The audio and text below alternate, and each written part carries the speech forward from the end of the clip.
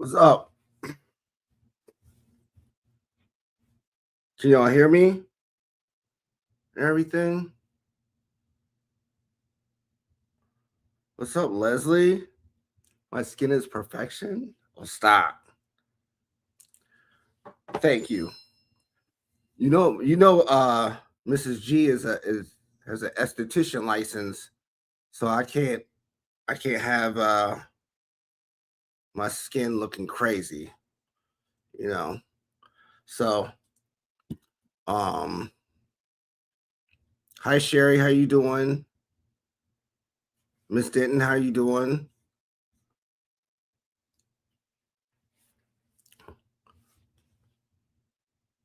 Y'all see the thumbnail I just put up? I just made that.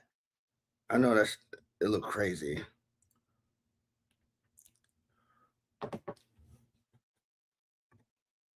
Yeah, that is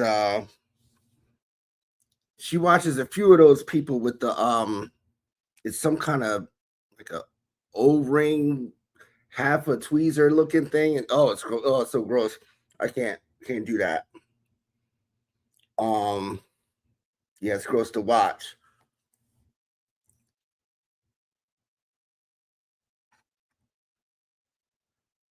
Thank you, Sherry. I definitely need to do more live streams. I don't know. I've been working on my Ray Rivera documentary, and I really need to wrap it up, but it's a lot of information. I just can't make a mistake on it. Um, where do I start? Y'all know the title of this. So let's let's start this off with what do y'all think about what's being said about the whole Katie Magbanua in this vacated sentence stuff? What do y'all think about that?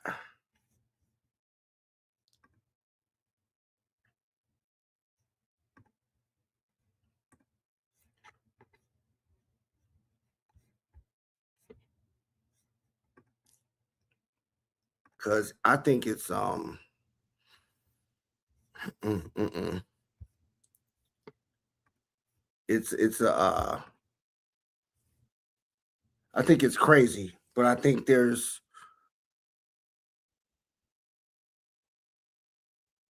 some things connected with it that I had noticed. So this, I think it was Sunday. What's today? Tuesday? Friday. Damn. Okay. So no, Wednesday morning, I was on a road trip back from going to the Chris Brown and Usher tour, and it was crazy. So on the way back, since I was driving, I get the DJ, and I subjected people to Carl Steinbeck for an hour and a half. So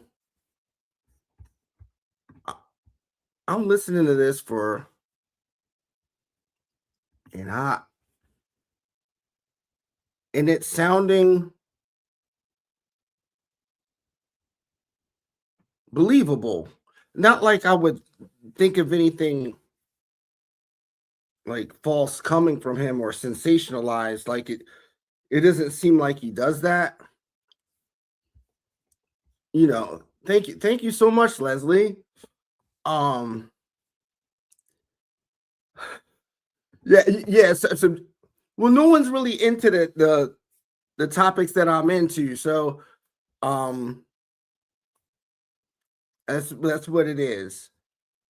No one that I'm that I, no no one that I'm really close with is really into this genre in terms of YouTube and everything like that. So I'm listening to this, and it's a long live stream, but since I can't watch it, I can only hear how he's um interacting with the viewers. So I have let me get to and some he made some interesting points that I have to go over with y'all. And then I noticed some other things that seem to change the timing optics of everything. So I just gotta find my damn notes. Okay.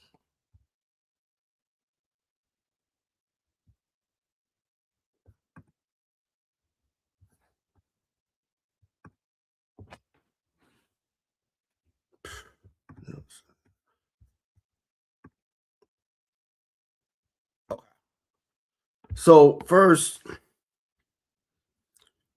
um, Carl Steinbeck talks about how he has a reliable source that spoke about Katie Magbanua getting her sentence vacated for not just helping the state through Charlie's trial, but potentially helping the state if and when Wendy gets arrested, which doesn't seem far fetched because some people do turn ratatouille after the fact. Like there's plenty of instances where people who know a great deal of information and 20 years later, they're like, look, man, I'm trying to get out of here. This is what it is. And some of those people have killed people themselves and they've gotten out of prison and then they're in witness protection and stuff like that. Like this really happens. It's just the difference is when the state, like Katie Magbanua, tries her once, it has hung jury or mistrial, whatever it was. She goes back in 2022. Then she's convicted, and then after she's convicted, she wants to cooperate. So it's kind of I think it's kind of flies in the face of like the jurors. Like they sat through this whole time of listening to this case and they sent you to LWAT plus 30, and then you're out in 10 years. So if that were to be, say it's fact, say that's what it is,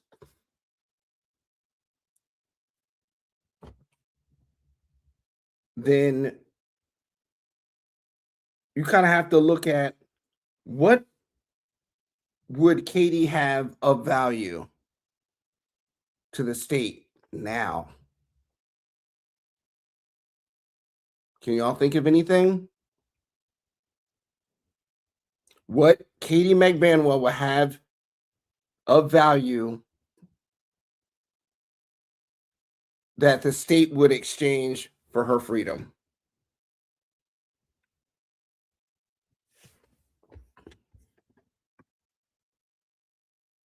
No, she talks in circles, but I've said this before. Katie talks in circles, but if you just let her talk, you'll see the ovals in there, and then you just work backwards from there. That's what I did with her proffer and figuring out she was taking money the whole time. Just once she got a chance to just talk too much, she gives it up. It's just that she doesn't answer the questions that law enforcement wants to hear as far as an answer, but they're answers to me because certain shit, like if you know, you there's certain times when you probably shouldn't be telling the truth right now, and you're telling the truth. And that's really bad because you don't even know you should be dead right now. But Katie, I think she has some things that's valuable. Let's see what y'all think. What is puzzling, or I mean, Armand Fence. What is puzzling is that they're doing something that is if they're doing something about her sentence. Why take so long after Donna's case? Why this talk now? Timing. You know what? That I agree. But on the flip side of that is I know y'all hate to hear this, but the feds are running this case, not Leon County, not Georgia Cappleman. It's the feds.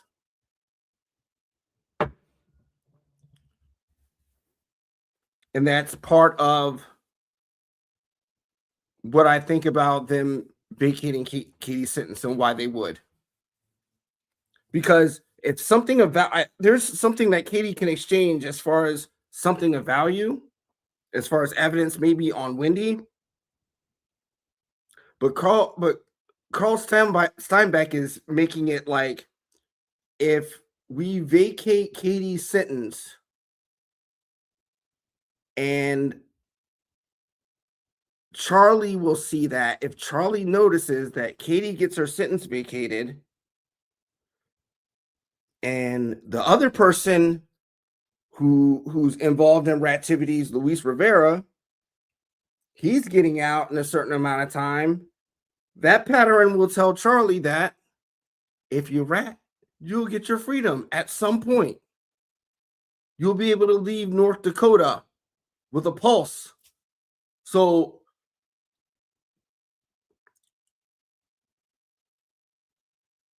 it's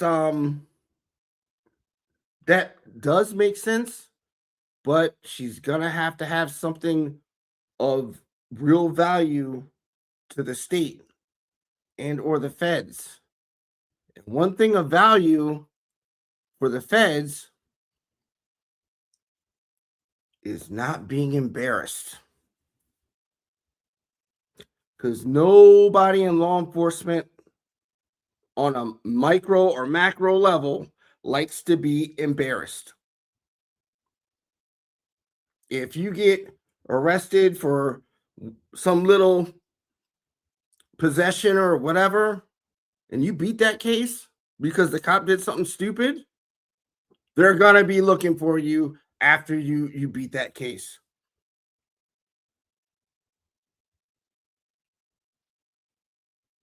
So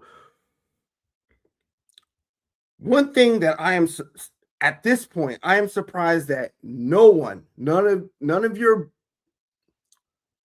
beef in the stew YouTubers that talk about this case, your STSs, your Carl Steinbeck, any of them, not just like well, I'm talking about with a not just a following, but like the catalog, and they have like the tenure with this case that they don't say. You know, two buenos drove up from Miami to Tallahassee, clapped someone, and then they did that while under federal surveillance. They don't say that. They always say Luis Rivera is locked up on an unrelated crime. It's not unrelated.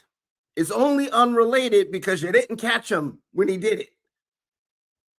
The feds had started a RICO investigation on the North Miami Latin King set in January of 2014, and it concluded in January of 2015.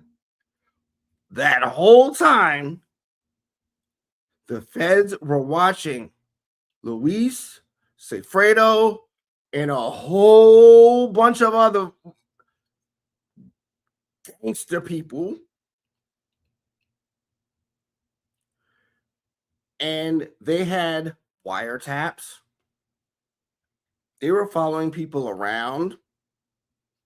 Stuff like that, you don't really see a whole lot of because they can just post a camera in a place you'll never see it. And then they'll watch whatever's going on and just look at the tape later. Like having people follow with cameras and all that, that's a lot of money.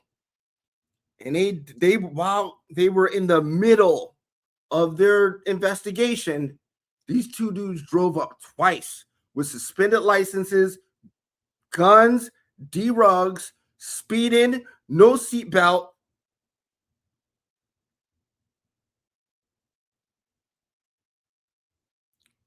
And then when Sanford is asking Luis about when he was driving up and got pulled over, Sanford's like he's all like jittery and stuff when Luis is telling him about how they got past the state trooper. And they likely got past the state trooper because when the feds are investigating someone long term, they don't want them to get arrested by local authorities. So when they do get pulled over for things that would normally get them an overnight stay, like a suspended license or something like that, they let them go. So that did two things. That let them know, like first of all, they were able to do this. Second, Luis is smart enough to know that means we'll probably be investigated by the feds because he said it. He's like, you know what? We should just turn around. Sanford knew what he meant. I knew what he meant. I'm like, oh, y'all should have turned around right there.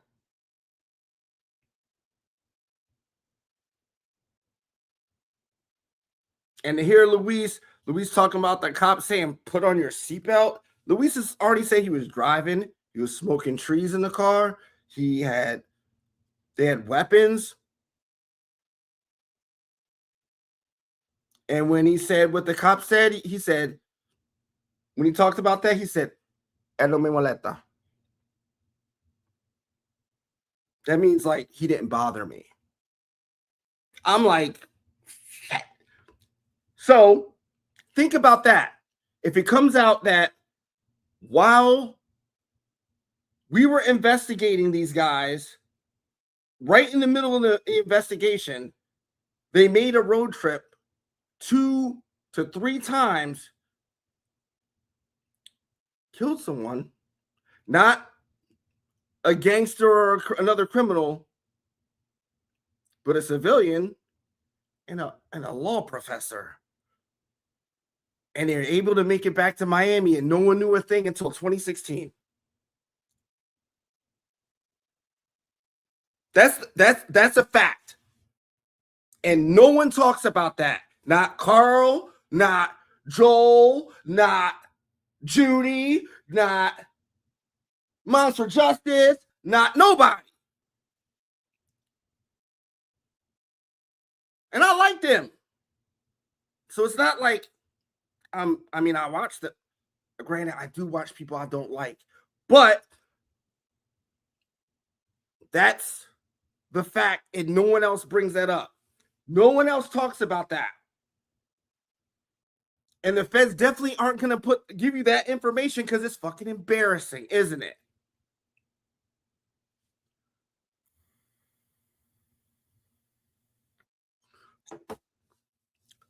Next.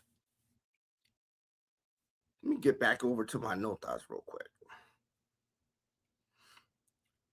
So, Carl Steinbeck is telling us that his reliable source, trustworthy source, told him that at the CLE, some conference with Jason Newland, who's the state attorney's investigator, and Georgia Kappelman had a conference, some kind of little semi-private event at the Tallahassee Bar Association to talk about the Markell case. And that person told him the vacated sentence stuff. But he's framing this like it's a psyop, like it's something that will make Charlie want to roll on Wendy. It probably would. But the flip side of that is this.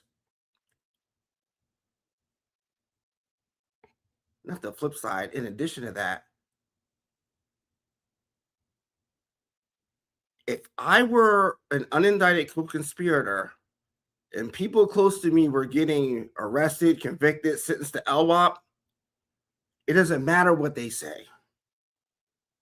Doesn't matter what is being discussed at all. Because if I'm a part of that mission or whatever that was going on in any capacity, I don't care what they're saying. The fact that they took time out of their busy days on other cases and they had a private event to talk for an hour, not to YouTubers, not to mainstream media, not to legacy media, but to people just within the Tallahassee Bar Association. And it's a controlled environment. It's nothing, no reckless questions, no Wendy this, Wendy that, Wendy this. No. I watched it. It's like it's behind the paywalls, $35. And I watched it, but I didn't really observe everything. So, but it didn't have a whole lot of Wendy talk in it. Now, I'm not, of course, I'm not a lawyer, but isn't everyone who's really into this case care about what's going on with Wendy? Yes. But in this little conference, there wasn't a whole lot of Wendy talk.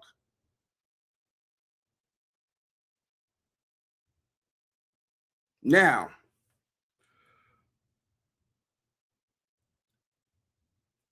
all right, let me break this down for you real quick. I think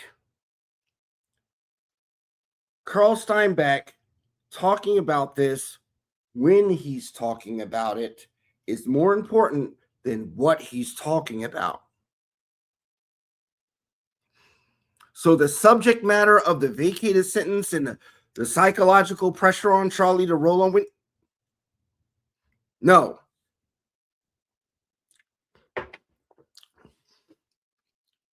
I was listening to that live stream, and it wasn't live. It was after the fact, but on Wednesday morning, he's referencing the reliable source who told him all this stuff the week prior. The reliable source is referencing something that happened not that week, but months before. That conference was in March. And you didn't hear anyone on YouTube talking about it. You only heard Carl talking about it first this past week. Then you saw Mentor Deep Dive True Crime. He talked about it. You know how he does. He's not giving you all the information. He's putting it behind members only, and he's going to let you pay for it. But anyway, and put a whole bunch of watermarks on it, but I digress. He talked about it. So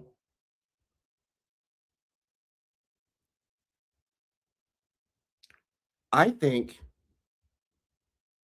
that conference in reality is for the feds to see what Wendy does next. Because they didn't put that on YouTube or go to the regular media. They had a controlled environment that's semi-private that has the chance to get out to the public.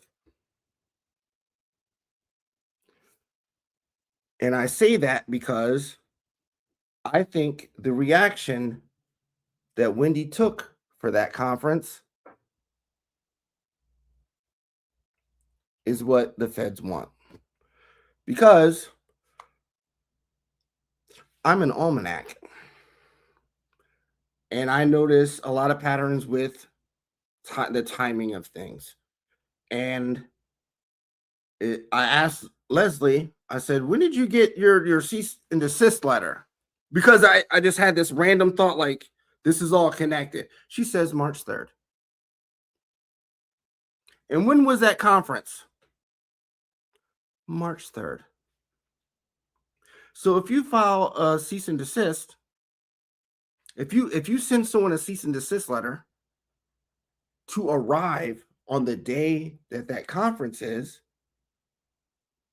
and your cease and desist letter doesn't say specifically what they don't want you to talk about. From what I know, they sent one to Leslie. They sent one over to True Crime Metrics, and then a guy that's on TikTok, and I can't remember his name. But the reason to send someone a cease and desist is usually to stop someone from talking about something they're already talking about, and they would list it in their letter, right? They don't do that. So our only other option is that they sent that with a broad statement, not specifics, because they didn't know what they don't want you to talk about, because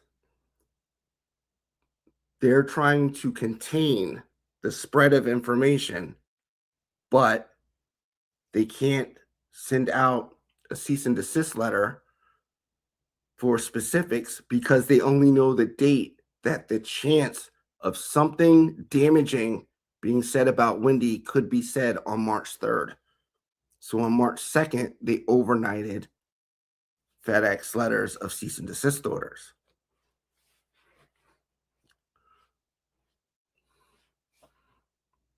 Y'all, did I lay in that right?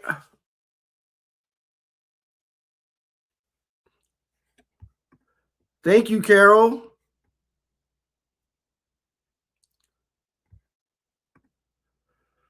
Boom. Exactly. That's exactly what that is.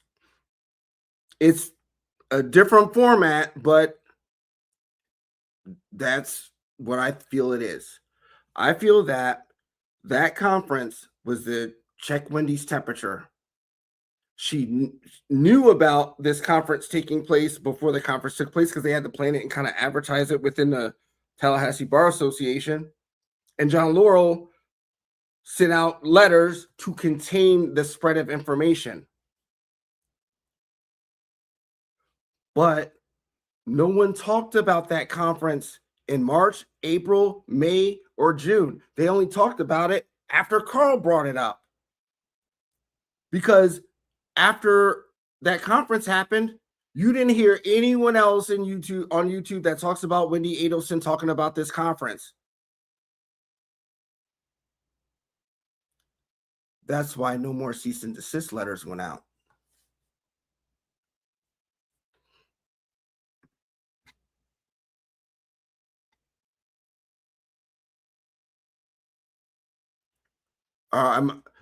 Did I land that right? Is there any confusion?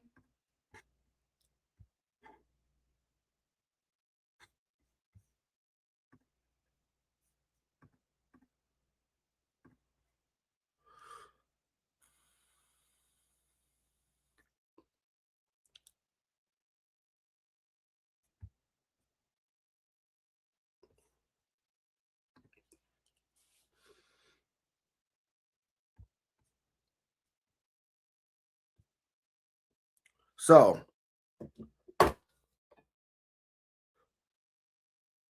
now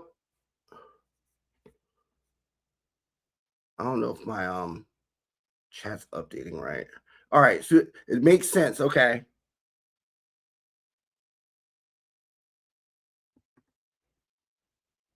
There you go. I'm guessing that family means nothing in charging. No, it doesn't. And the feds don't care. They're on their own time.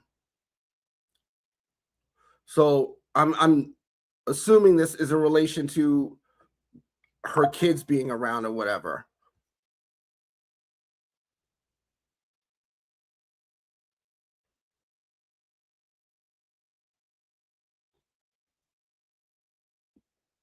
Let me give me a second. Let me find this little diagram I made.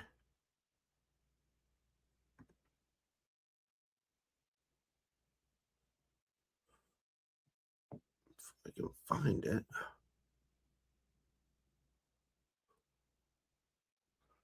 Where did I put it?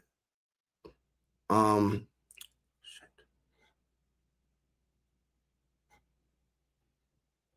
Oh, I know where I put it.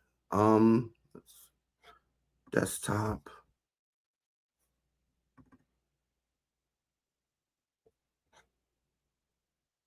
What the hell? Sorry, y'all. I'm trying to find this diagram so I can give you a visual of what I'm talking about. So I'm not.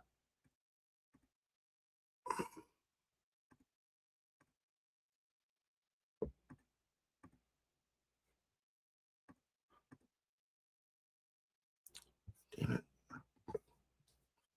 Give me a second. Now I have to send it to my computer.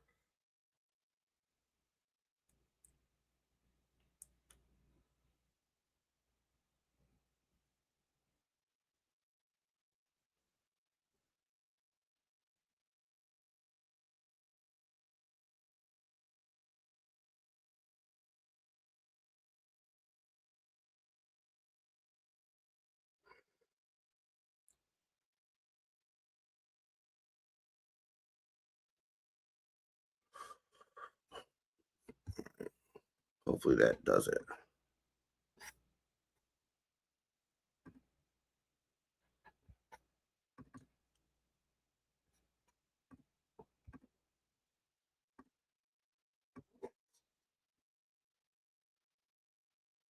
Oh, boom. Okay. 1 second.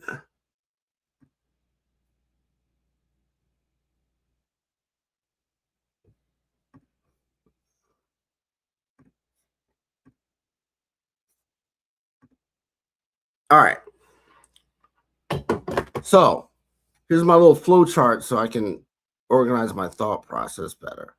Okay. So hopefully this makes more sense if in case y'all this didn't land right with y'all earlier. So Carl does a live stream. The live stream references info Carl got last week from a trusted source. Trusted source references a Tallahassee Bar Association discussion with Jason Newland and Georgia Kappelman.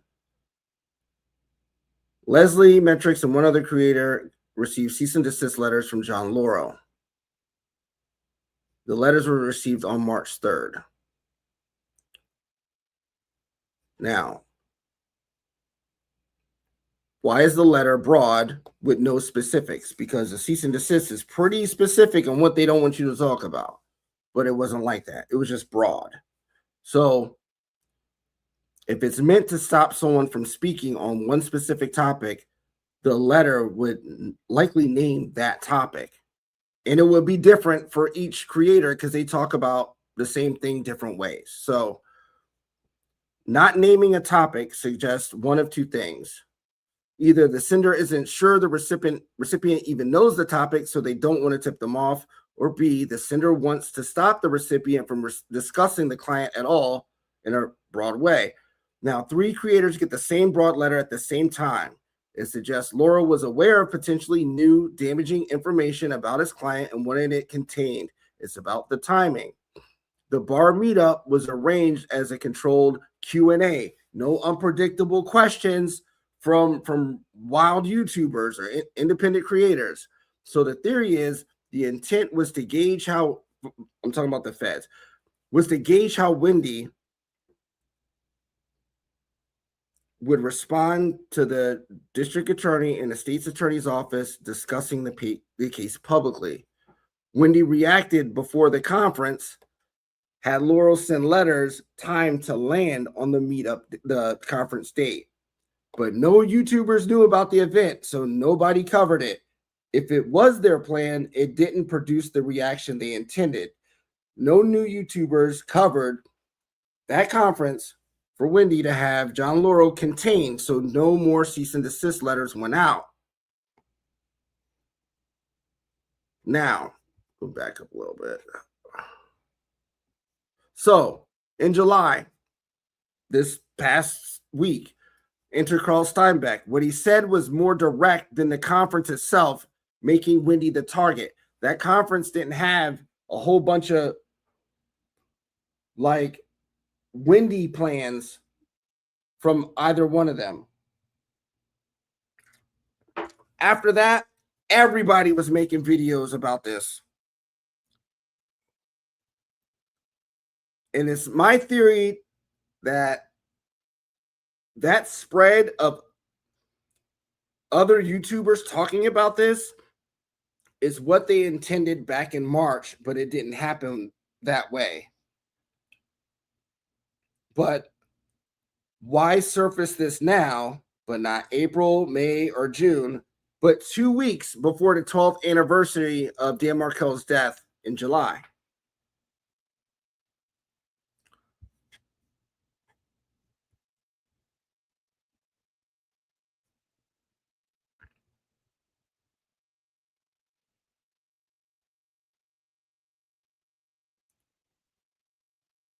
Let me look through these comments. So, well, he's wondering like you.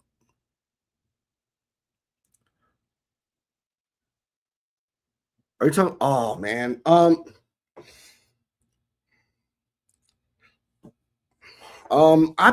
we had to put Giacomo down.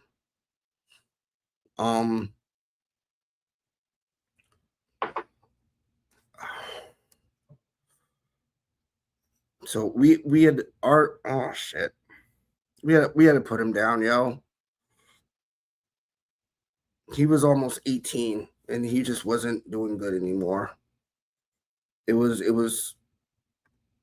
don't want to talk about him right now. But well,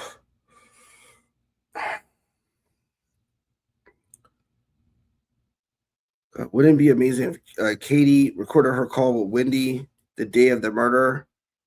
Remember when Katie said, "I know," in regards to knowing the murder was done?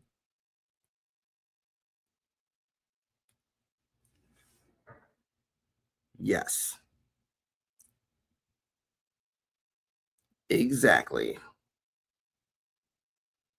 Because yeah, I sound crazy now, and I've sounded crazy before, but it's starting, and people are starting to catch on. Wendy was there when this shit happened, yo. And I say that because, damn, I gotta find the page, but in Katie's appeal paperwork, which is literally 5,297 pages, there's one specific stipulation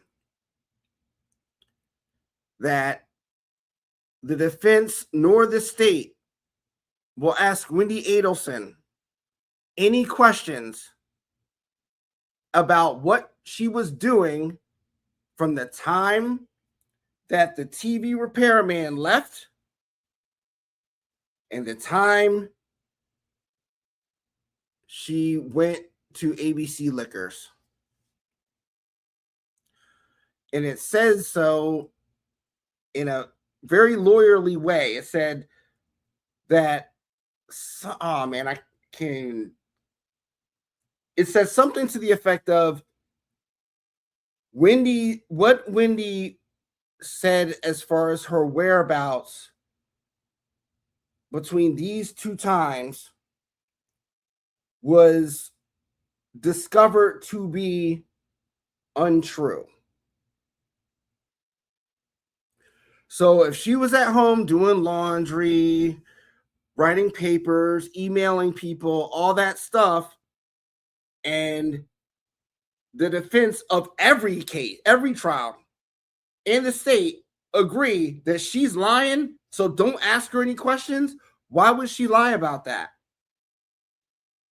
Because she wasn't home.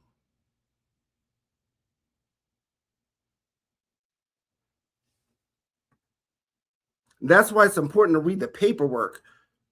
And if you, I know it's tedious, it's boring for some people, but that's the only way that you'll really know as much information as you possibly can know, is if you read the documents. It's not just about what happens at trial and the things they talk about on Law and Crime, the little pointers that people play, and the highlights of someone's testimony that's 2 hours. Some people don't even watch the whole testimony. They'll just watch a couple little, like the highlights, and then be on Reddit acting like they know everything. I shouldn't even talk about Reddit, but like,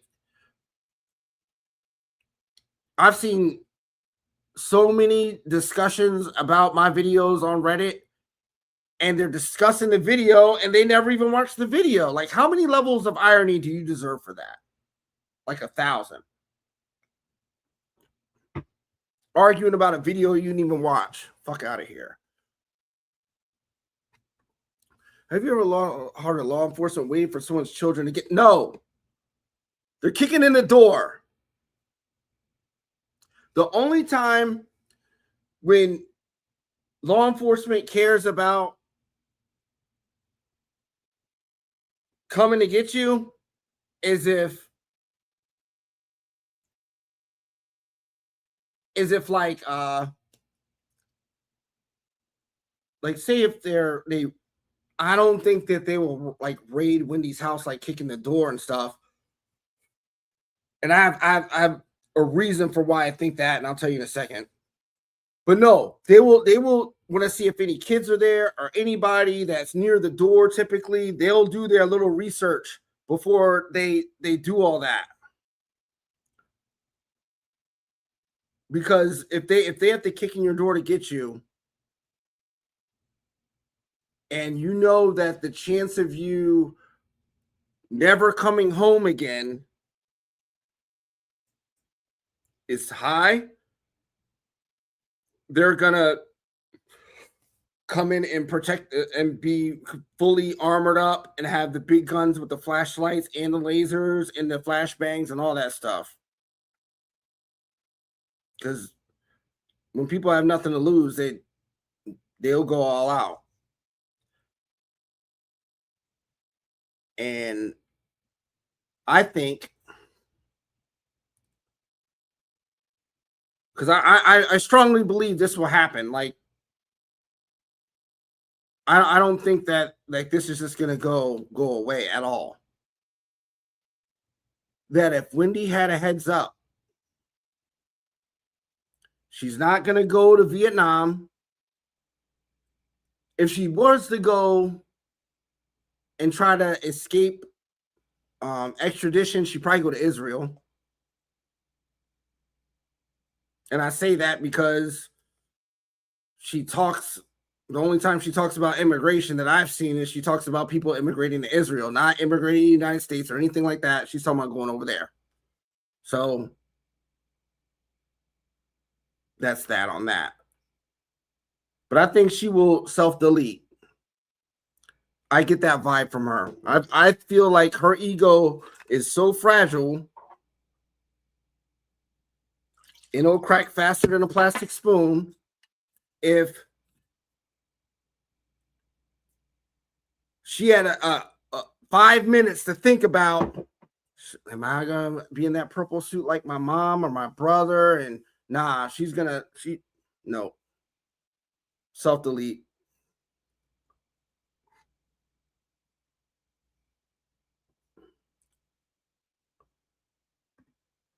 You're always, my man, your brain has switched on for real to all these.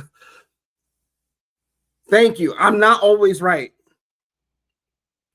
But when I'm wrong, I try to, I'll let y'all know, because I don't have like that need to be right all the time, but it is flattering, but I am wrong sometimes. Are you saying that Carl's source is someone else? I don't know who Carl's source is, but from the way he words it, is that Carl's source was at that conference in March. And it, by the looks of it, no more than 60 people were in there. It was frail. It was like a decent sized conference room with tables, and they were eating dinner.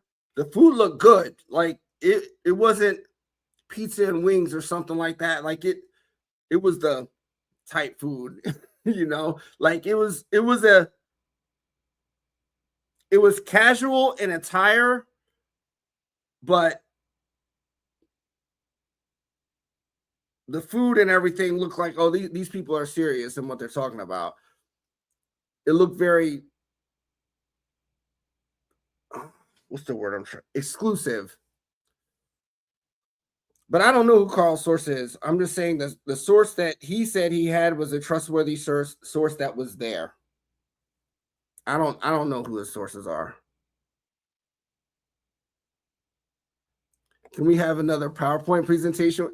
You know what? I'll do it. I like that stuff. Like there's this one, it's AI, but it's not like AI slop. Like where you can put in a video and it will break down the points of the video, and it's called Notebook LM. You can use it for anything. I use it for my own stuff. Like I'll ramble something for an hour and it'll be all over the place, but then it'll organize what I'm trying to say and make it palatable for y'all, you know?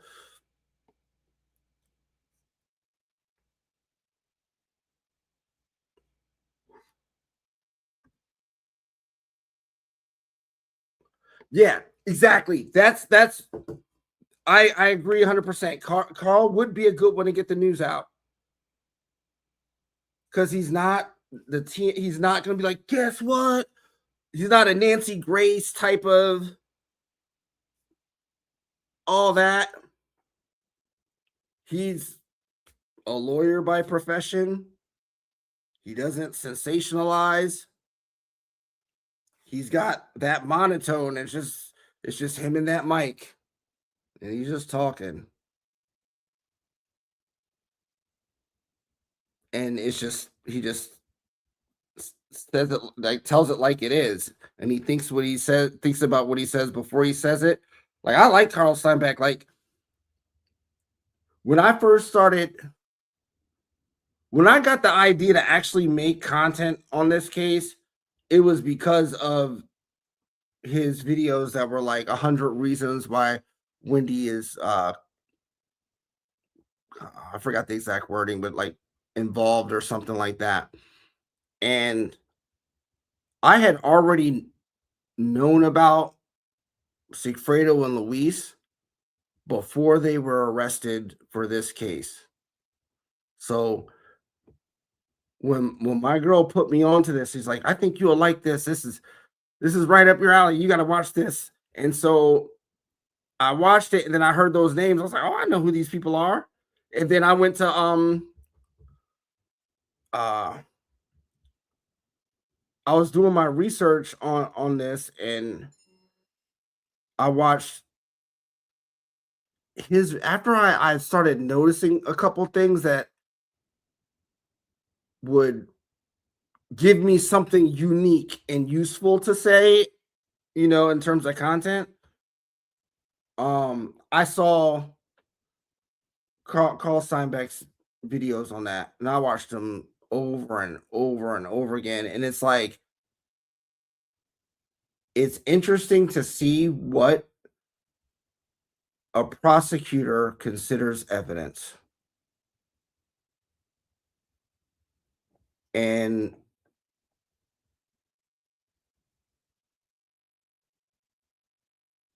some of the things he brought up that he considers evidence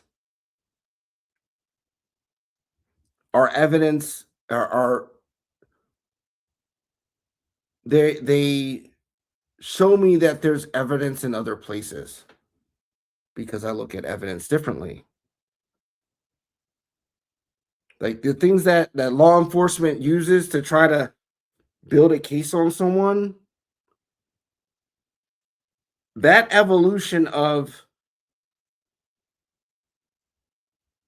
not leaving a paper trail and all that other stuff, those things are figured out on the other side. And then law enforcement catches up. So there's certain things that he talks about even this past week when I listened to him. It's like, oh, he doesn't, he just, all right, for example, he says WhatsApp. He talks about WhatsApp and he talks about how Georgia keeps bringing it up. And I'm not saying this to like be critical of him at all because he knows what he needs to know to do what he's done in his career. However, there's way more that goes on before you even talk about WhatsApp. All right. When I was looking at the call records from July 18th and I think on June 4th, there were some the rapid tandem of calls in the early morning that separate groups of people, what I mean by separate, I mean people who aren't supposed to be in contact with each other, their calls are going one after the other without overlapping. So it's like, say I have, for example, so you have Sigfredo and you have Wendy.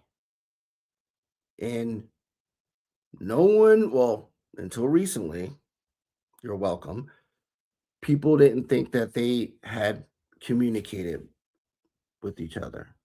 Some of y'all have like really taken it further, saying it was like some salacious and sexual stuff with them. No, I'm just saying communicating for the purposes of this mission. And there's calls between Sigfredo and Katie, and then Wendy and her family. They go back and forth. And at the time, Sigfredo was in Tallahassee. The chances of these two people having calls that go back and forth, if one, I mean, it all damn near matched up to the time, the exact times of the call. So it'd be like 1 minute, 30 seconds, hang up, pick up, 1 minute, 30 seconds, hang up, pick up. These people have nothing to do with each other, but they're in the same geographical location and their calls are going one over the other. Most of y'all don't really read the call reports like in that way. You just see like, oh, this is who he called and who that person called. No, I'm looking at the space in between. I'm looking at who talks to who and for how long, because that tells me what's going on. If someone talks to someone for a minute, and then these are people exchanging information, sometimes comparing notes because people lie in criminal activity to save their ass. And some people need to compare notes with people they're not supposed to be really involved with, but someone in the middle makes some selfish moves, i.e., Katie, things like that. And when I mentioned that the first time, I don't know about that. But then when I brought up her bank statements, it makes sense. And so if Carl's talking about WhatsApp, cool. But how does WhatsApp help these people do what they need to do in their mind? It's advertised as end-to-end encryption, all of that. And people talk about burner phones, but I'll say it again. Smartphones to people are like black boxes to airplanes.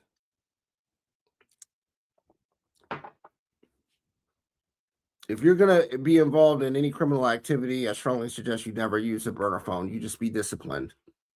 And part of being disciplined is knowing what you have to be disciplined about. And that's something that the Adelsons and Katie, I can guarantee you they don't know. WhatsApp, Signal, Telegram. Those are apps that you can use for regular stuff, but people know what they're really used for. And I'm going to tell you that people who use them for those things, who are like the Adelsons, don't know that that stuff can be caught by law enforcement, and they don't know how. Let me ask y'all, what are 2 ways that law enforcement can get your WhatsApp records without your permission via a search warrant? Let's ask y'all that.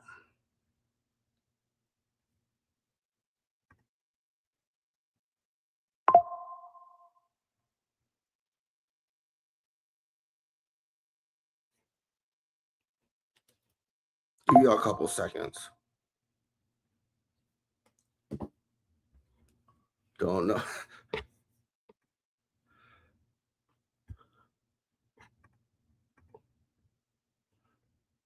Cloud. That's one way. Now,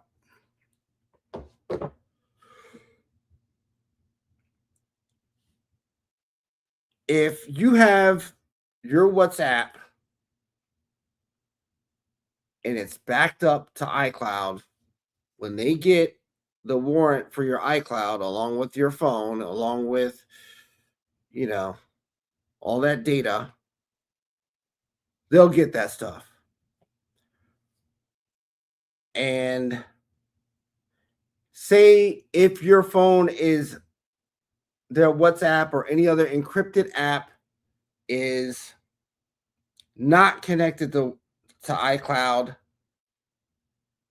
and that law enforcement will get it without even, I'm gonna give you a hint, without even trying to get into your encrypted messaging app. Give you a couple seconds for that.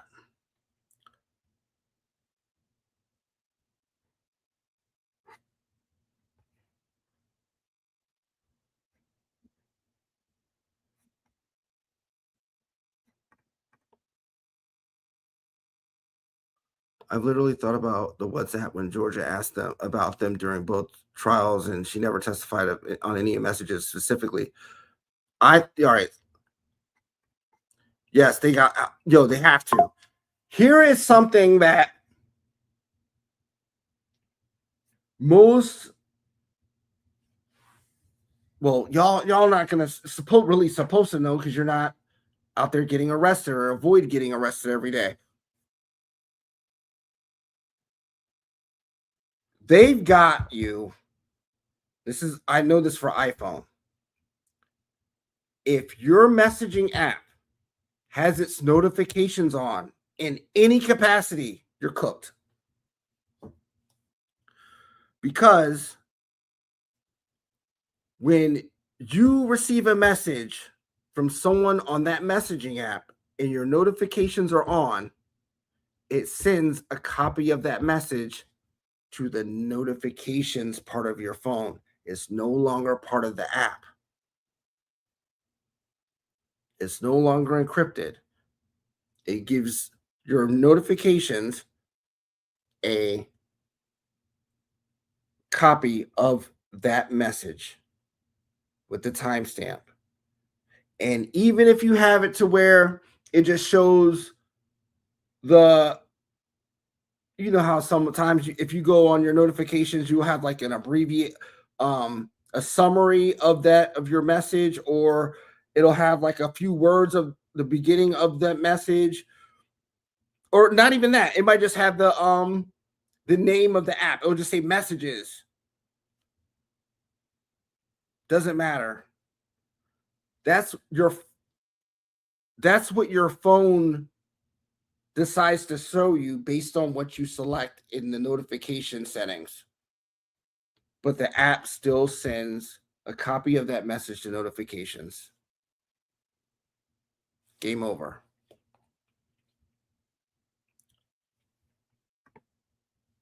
Right. Why would the notifications be encrypted? Exactly. This is what I mean when these people when these people who do the worst crime you can commit but have no criminal no criminal no criminality, no kind of, no, they don't have that. Like a lot of these ins and outs of criminality you learn from getting caught, from learning from people who've gotten caught, from just, oh, don't do that. If you do that, then they can get this. If they get this, they can get that. If they get that, you're doing 5. That's how it works on that side. And when the new thing comes out, I remember when WhatsApp came out, I looked at it as, ooh, I can text Canadian girls for free. I don't have to pay 5 cents a text to text girls in Toronto. That's how I looked at it at the time. But there's more to it. The notifications will get you cooked. And around that time, 2014,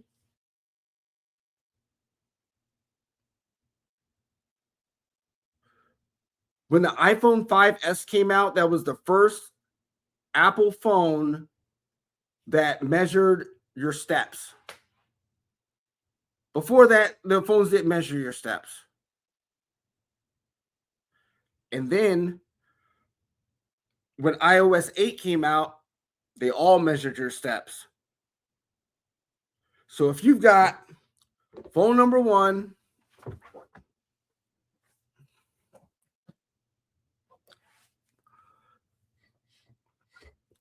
and you got phone number 2, and you're walking down the street and they're both on, and your steps get measured and saved in your phone, every single step you take, every move you make, every single day, the feds are watching you. So like you have both these phones with the same tempo of walking, the same steps going up the steps, you're cooked. I'm telling you, these people are not smart. They're really not. And that's part of the frustration. Like, I know they got a lot of all these people. I read the paperwork. I'm like, oh man, this is a wrap. You think if Wendy had iOS 8, I don't know what kind of phone she had. As far as I think, my theory is this. I think that Wendy had a regular iPhone and then she had a burner phone. And her burner phone had a different iCloud account. A separate iCloud account. So, and I'm basing that based on how the things are arranged in the paperwork. It's sometimes they sneak things in there without trying to tell you exactly what they are. But if you have a phone number that's a track phone, that then you have another email address, a third email address for Wendy, and then that track phone has 2 forensic extraction methods attached to that track phone, and the only other phone that has 2 extraction methods on that phone is Wendy's phone. So what are we talking about? If Wendy had an iPhone 5S or anything around there, they would have had it. They got her. Burner phones are these people don't have that discipline, yo. It's the burner phones, smartphones, period, are, if you're gonna be doing wild stuff, don't say anything. Nothing. Because it's a wrap. Those tower dumps, they didn't have the names of these people on the tower dump. They just have a list of phone numbers that were connected to towers near that gym that Dan was going to. That's all they had. And then they map it out. This number was here. It was all the way in Gainesville. It was down in Miami, and it stays in Miami most of the time. Then they say who this belonged to. But I think that the phones that they have for Sigfredo and Luis were burner phones themselves. The actual numbers, I think they're burner phones because they're already in the streets. And they were already, like, from what I can tell, they were cycling through numbers a lot. They might have kept one and just kind of kept it for a little bit longer than a few months. But for the most part, they were dumping those phones. And Luis even said himself, he got a new phone for this mission and dumped it shortly after, but it wasn't, they don't say exactly how they caught on to it, but like I said, if you're around other phones that have the same, you're going the same places, you're using one then the other, stuff like that, they don't need someone to just look through data manually. They just put that in the computer and go from there. And then all these extraction methods, they can go, they can have a, I forgot what the term is called, but they can have a data file from your phone and it's just there. But the technology that sorts through the data constantly gets better. And then they just put that through again.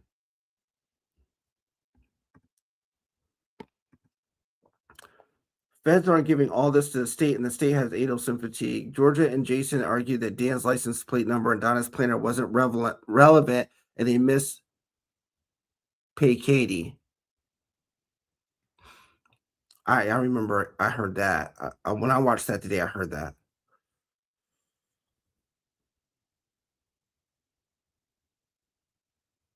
The feds aren't giving all their information to the state, and you got to really listen to Georgia say it, but she's really, she frames the flow of information going from the feds to them when the feds feel like it. So the only logical reason I can think that they haven't gone after Wendy is because Wendy is involved in other stuff. And the other stuff she's involved in is a means to protect herself from prosecution. So, to answer your question, anyone knows if Luis ever shown a photo lineup? Yes, he did. I can find the document, but that'll take too long. But yeah, he did pick Wendy out of a lineup once he started talking about seeing her at the scene. Yeah, he picked her out of a lineup.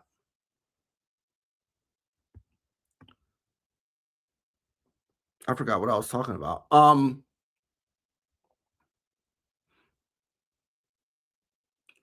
Oh, the information from the feds to the state. That's I feel like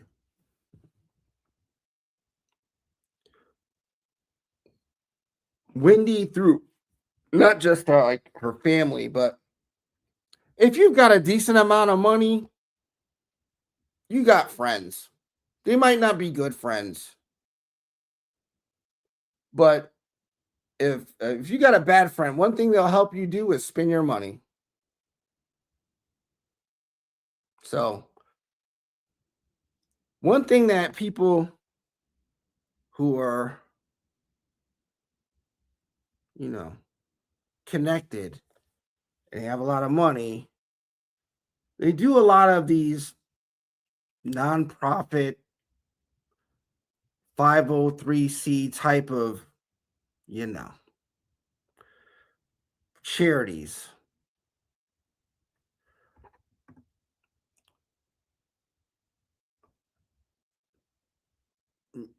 Do I think it has to do with politicians? I think that might have been the intent at some point, but no. I'll tell you why I say that.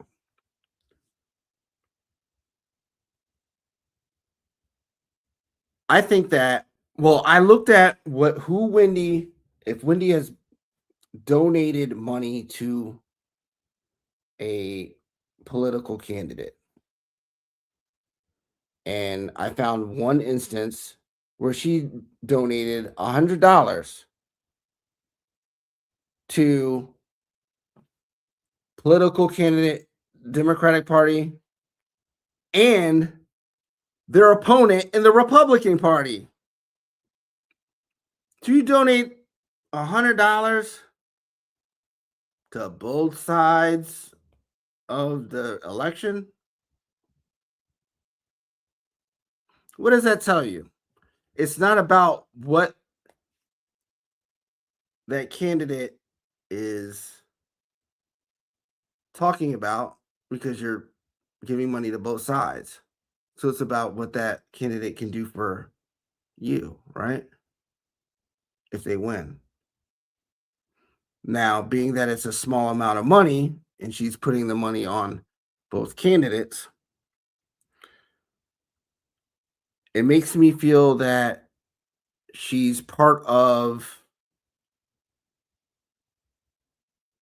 a certain political action committee. Y'all know who I'm talking about.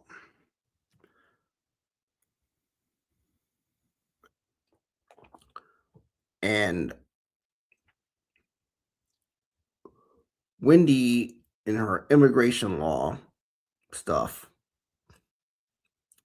she's doing nonprofits for immigrant kids coming to the United States. But thanks to Murder by Maestro, I saw a video of her promoting the immigration to that one country in the Middle East.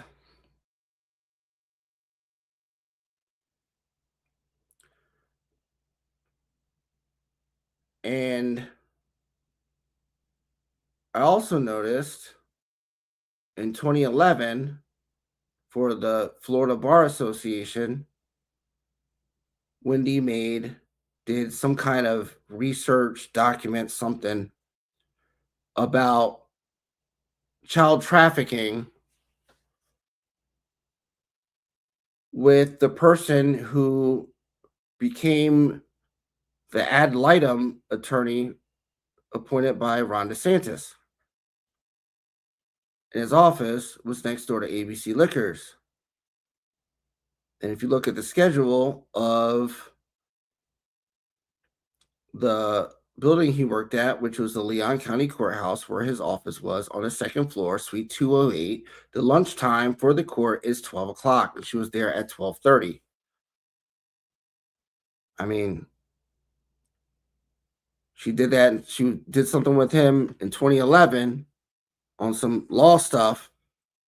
But the liquor store she goes to, when she has all these others, she goes to the one closest to that guy.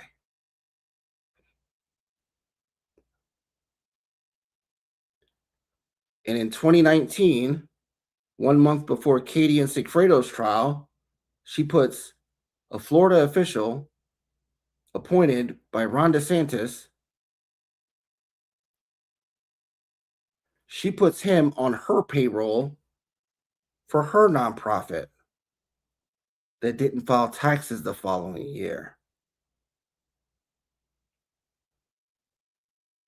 I mean, I don't know about you, but that would take some time to look into if I was the FBI or something. And that guy, the ad litem attorney for the state of Florida, he stepped down. He started doing other stuff. But before he started doing other stuff, he got caught up in a little scandal for overbilling the state for dental procedures for kids for $500,000. Of all things,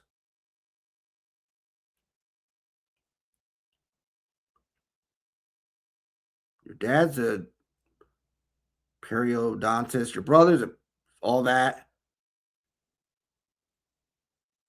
But that guy got caught up for some $500,000 overcharging the state for dental procedures that weren't even done. Like, how does that happen?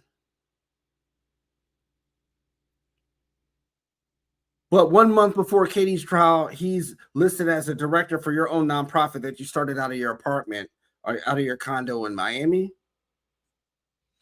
I don't know.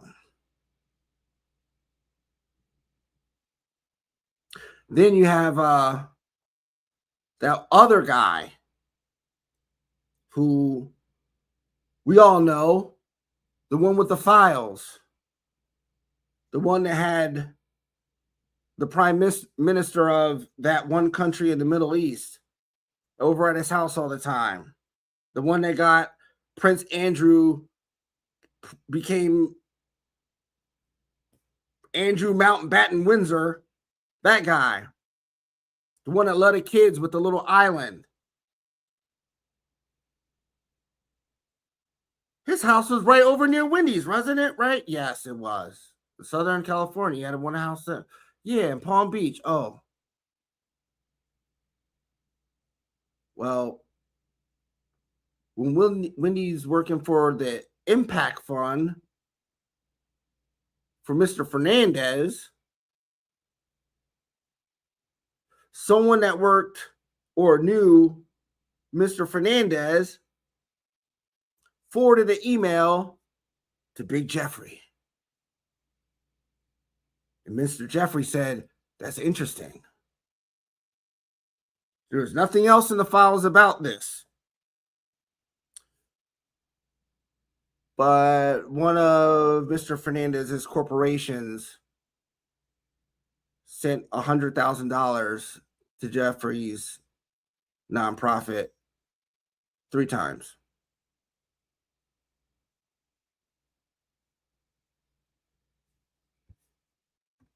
That's a lot. I'm not saying that she's... Look.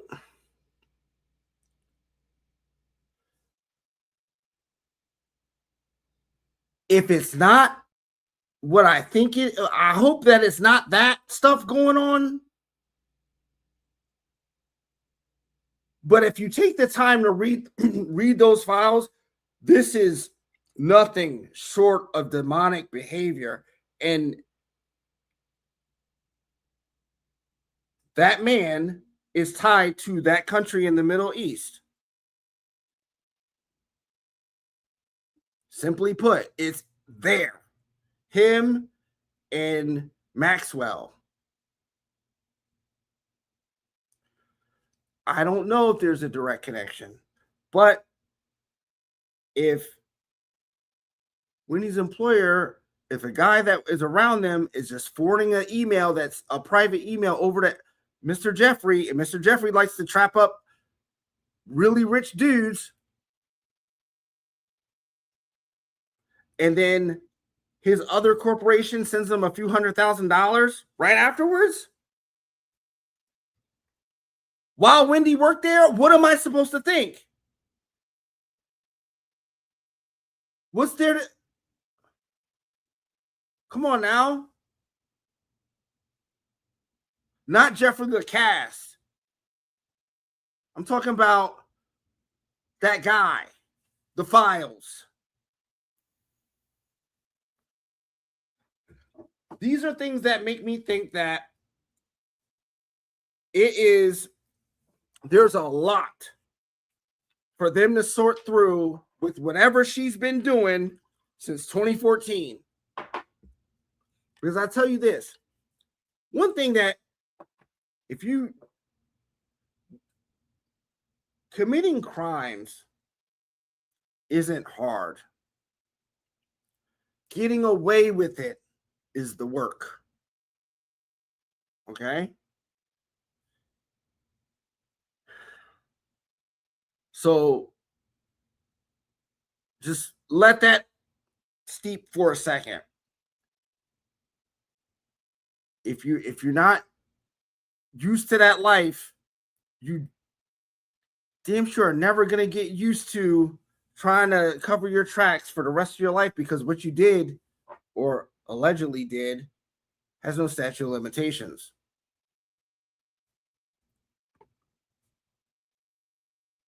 And what I'm saying is not, I don't play that conspiracy theory stuff or any of that stuff that's dismissive to talk about people who mention certain things. Listen, I don't play that. If it's a conspiracy, it is. If it's not, it's not. But I'm not one of those people that sensationalizes stuff. I'm the person that looks at all the data, all the stuff that no one reads, all those documents that just have numbers on them that just say longitude and latitude. I read that more than I read the stuff with the details and proper nouns.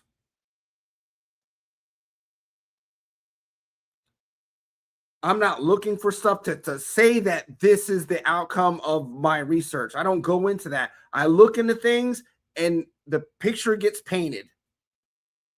And I just tell you. But Wendy's employer did send Jeffrey E.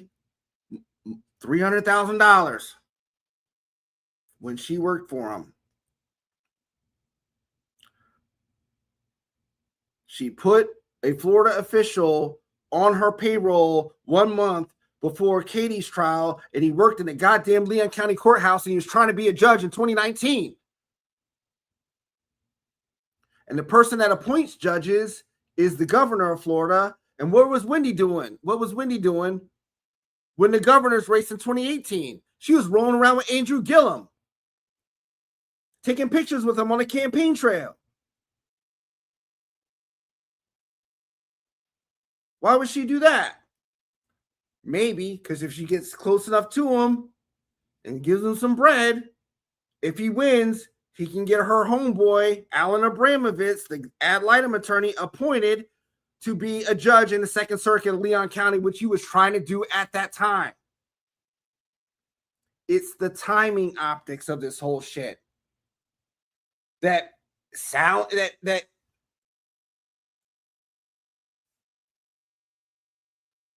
that's what it is.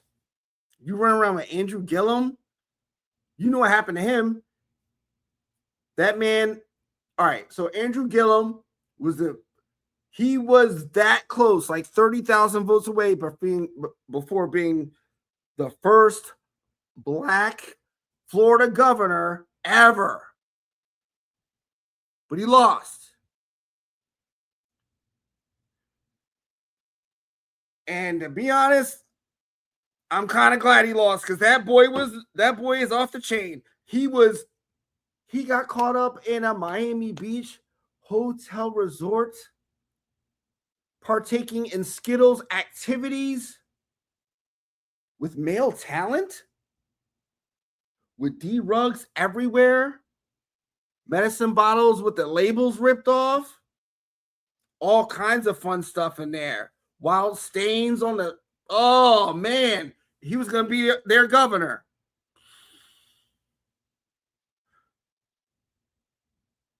That fool just got arrested last week in Alabama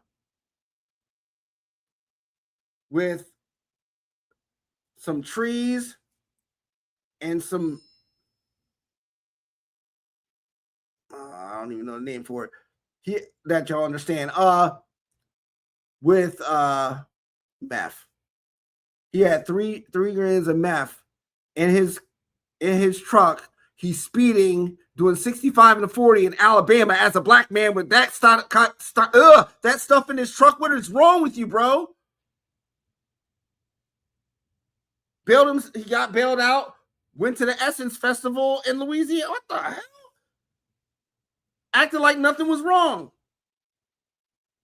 This is the type of person that when he's around to try to, why would you? I don't understand this. I wouldn't be around a politician on the campaign trail unless I was getting paid or something. Like if I made like printed merch, I'll do that. I'm not donating to a politician. Keep it real.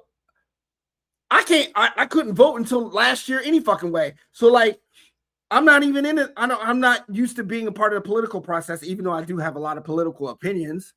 But your only reason if you're trying to take pictures with politicians on the way to campaign trail is if that person's like special in some way. Like, all right, if Barack Obama was running for president like back in 2008 and I saw him, I'd take a picture on him.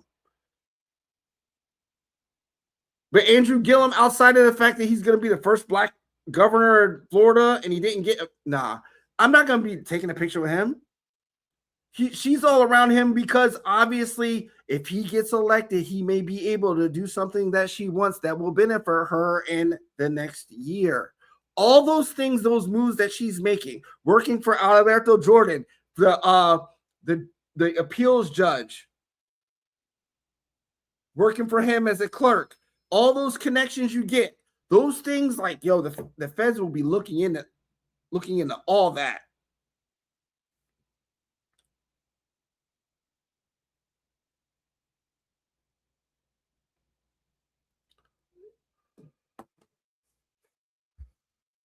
What else are we going to talk about? I'll never stay on topic. I just go from one place to the next. But damn, it's like a lot of this stuff your favorite YouTubers don't really talk about. And it is what it is. But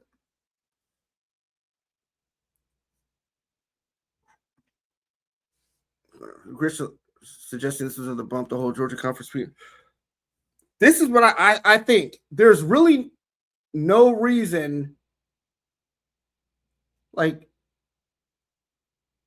y'all just get, like, this is just not in front of the media, not in front of YouTubers. This is a very select group of people that you're having this gathering with. And I don't know what they're eating, but the plates look good. Like they had, it looked like they had the fork with the 2 spoons and the 2 knives. That's when you know they're eating good. It's not like, some stuff that they just put in a little room. Like they were eating good. Everybody was, people weren't even like jumping at the opportunity to ask a question. They had to ask them any questions, and they're like, nah, this is a controlled environment with very minimal windy questions.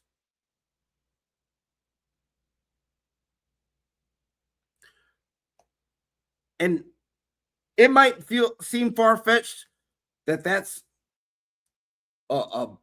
another bump, but it's one of those things like time will tell.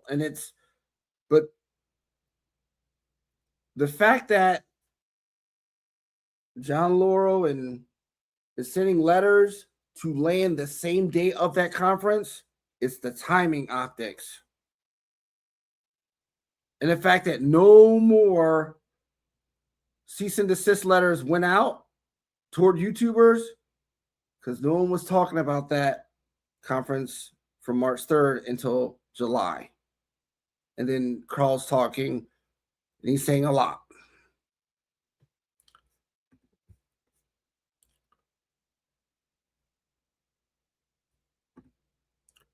Dr. Jordan, internship.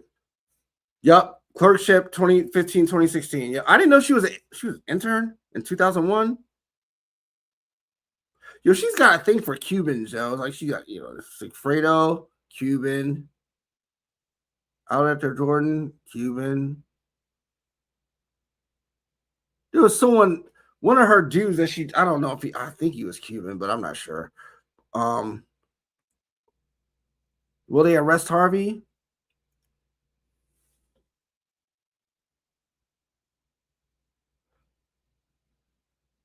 I didn't think that Harvey was arrestable. If that's even a word, but I hope you get what I mean. Harvey showed his whole ass when he addressed the court after Donna got convicted. I didn't think he had that in him, but he's got a little devil in him. There's something else going on in there.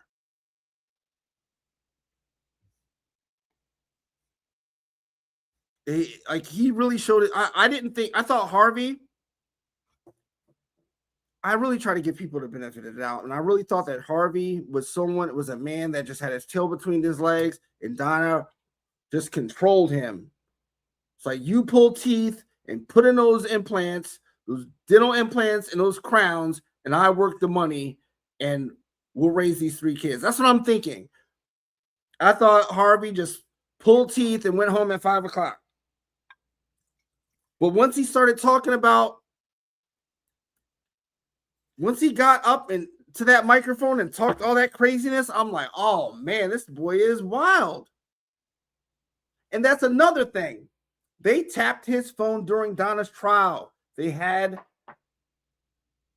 all of that. All the stuff from the jailhouse snitches.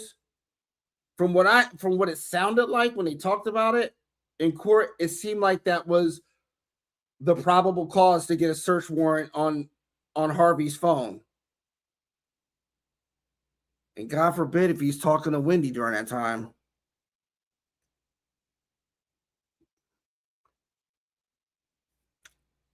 Who else he's going to talk to? He's not going to talk to Robert. He can't talk to Charlie. He can't really talk to Donna. So family-wise, who's he going to talk to? Wendy. If it was some business stuff as far as documents and things like that, who's he going to talk to? Wendy. How is he going to talk to her? Probably on Signal, on one of those apps that they don't know to not turn their notifications on, and the feds have it. It's stuff like that that makes me now say that boy's arrestable.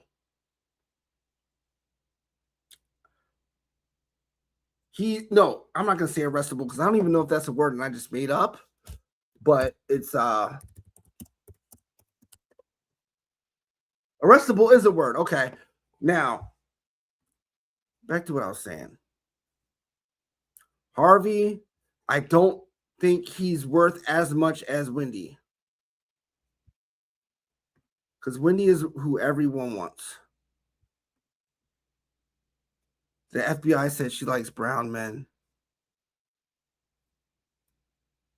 I saw that little, like the names that Jeff Lacasse talked about in his interrogation. I got to Googling. It's a mix. It's light, dark, everything. There's really no discrimination going on there.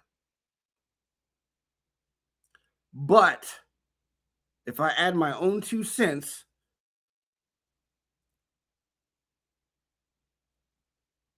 women like Wendy publicly date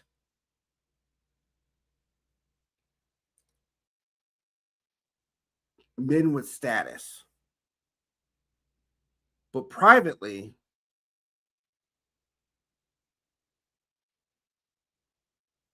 they're they like something else.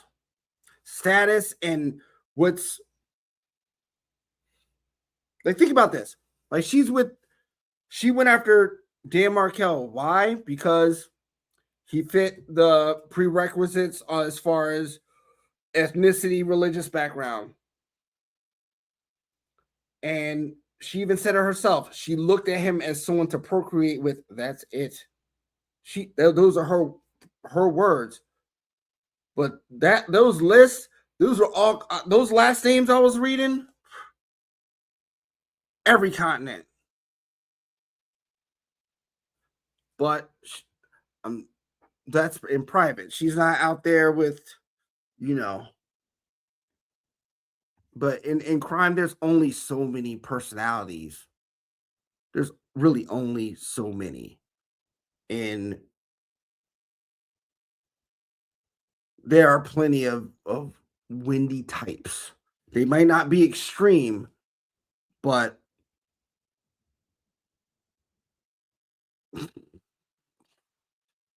they're out there. And that's another thing that people like seem to be resistant to what I'm saying about Wendy even being in a communication with Sigfredo, because it's like, oh, he's a killer, oh, he's the garbage man, or all the nah. Crime, it doesn't matter. Those lines are blurred. I'm telling you. There are people with serious status that hang out with people who are really on the opposite end of life, but they have something in common that they're both friends about. After a certain point, if you're successful at whatever you do, and then someone else is successful whatever they're in, illegal or not, it doesn't matter. I'm telling you, it really doesn't matter. Like, after a certain point, no one really cares. If you're in certain spaces, they don't look at you like, how did you get here? They know you're there and you belong there. So don't ask a whole bunch of questions. It's I'm telling you, it's very different, yo. She's her parents are all this and rich and I, nah. Someone like Sigfredo is, in my opinion, someone that Wendy could look at and say, first of all, women like her are typically attracted to men that can do things for them, regardless of how they look. But Sigfredo is Latino. He's got green eyes. He has all the European aesthetics, but with the Latino aura. And someone like Wendy would, yeah, or she would try at least. But I don't think Sigfredo ever would even touch that for several reasons. But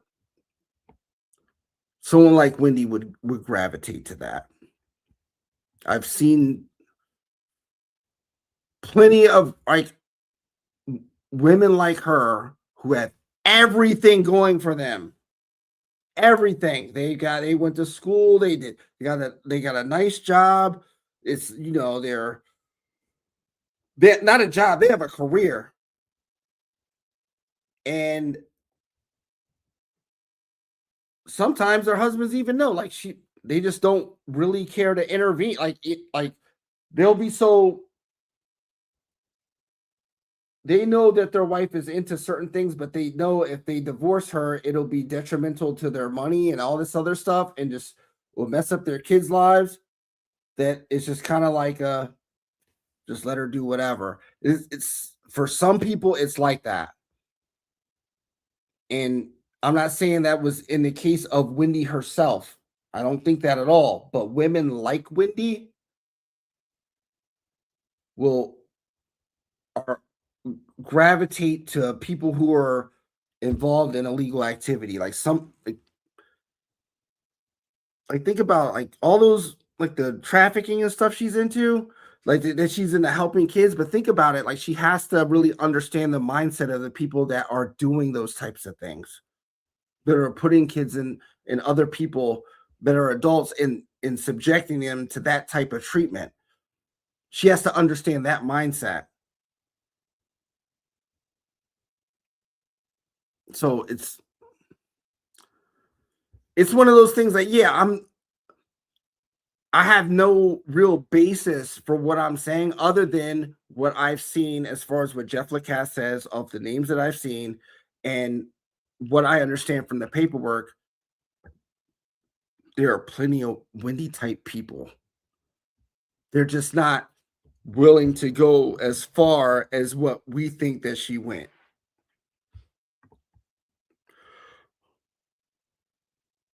All right. Let me look. Oh, damn, I might 25th. Oh yeah, I'm far behind on the comments. Sorry. But yeah, I think it's a type of a bump.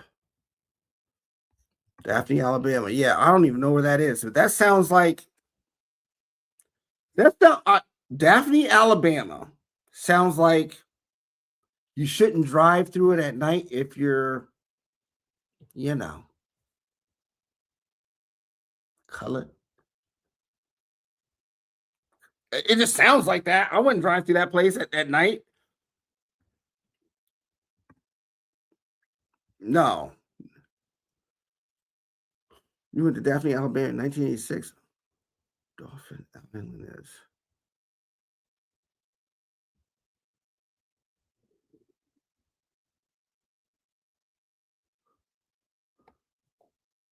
Oh, okay. So it's in the southern part. If Dolphin Island is the southern is an island, then it will be on the southern part of Alabama, and that's the part that touches the Florida Panhandle, right? So if he drives from Florida and he went to Louisiana, yeah. So yeah, that makes sense. It's it would be west of the farthest end of the Florida Panhandle en route to Louisiana. Yeah, that's yeah, Andrew Gillum, and find out the man's bald, yo. Like he had, like he clearly had like a, you know, balding, but when he was running for governor, he had the whole fade with the couple waves in the,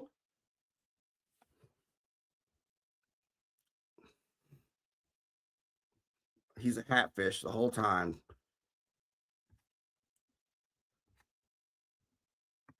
You grew up in Mobile, but I don't know where that is in Alabama. I think it sounds like the center. Something Montgomery's the capital of Alabama, right? I think that's in the center. Probably have prime rib and heirloom carrots. What is an heirloom carrot? Real question is who stayed with Jared? I don't know what Leslie. I don't know what that means. Hold up.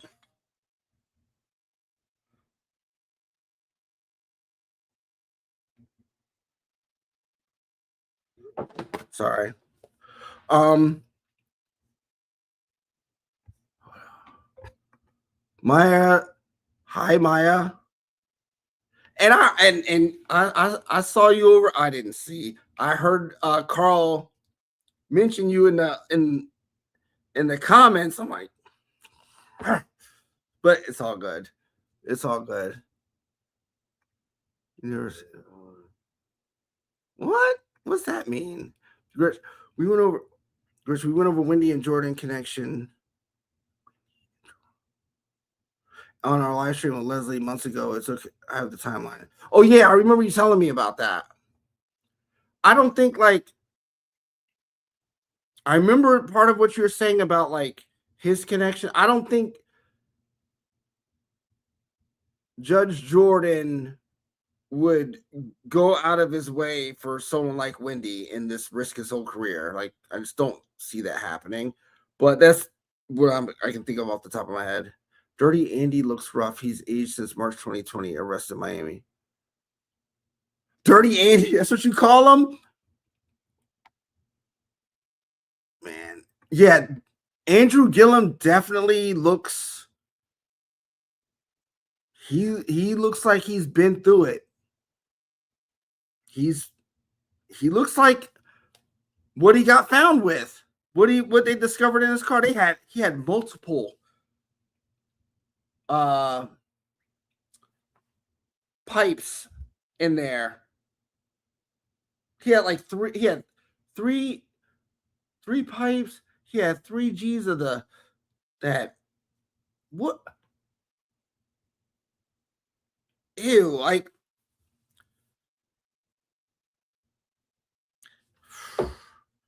and knowing that man's involved in Skittles activity it's just like, oh man.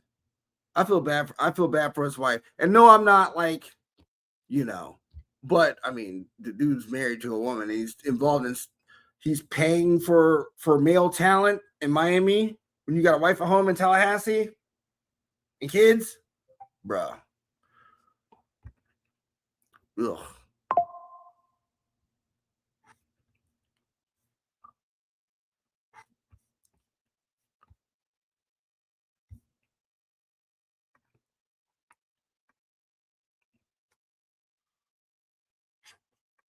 Wendy has taken on the last name of Estrada and has changed the boy's last name.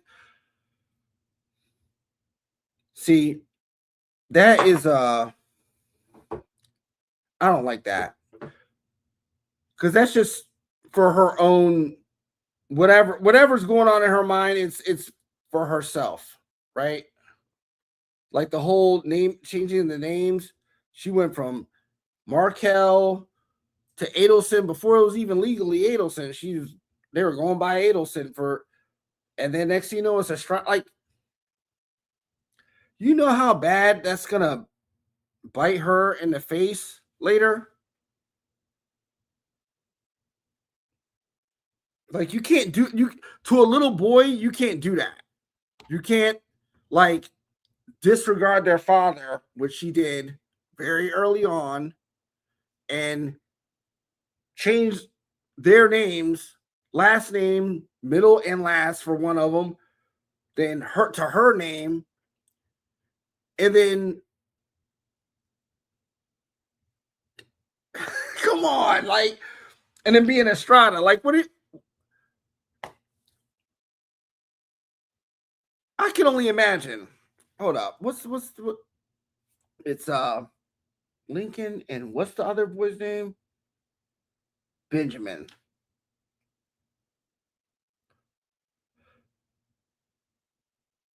All right, if you got a Spanish last name, at some point, someone's gonna be like, "Oh, habla español también," and you're gonna be like, like it's if you got a Spanish last name and you can't speak Spanish, you'll get that look. And what are they gonna tell? What are they gonna tell someone and be like, "Well, if your last name is Estrada, why don't you speak Spanish?" Well, actually, this is my third apellido. My apellido now is Estrada, but like I was born Markel, then I went to Adelson, then I went. Man, they probably not outwardly, but they probably hate her for that shit. You know them boys like have iPads and Google their mom once. Oh man, it'd be a wrap.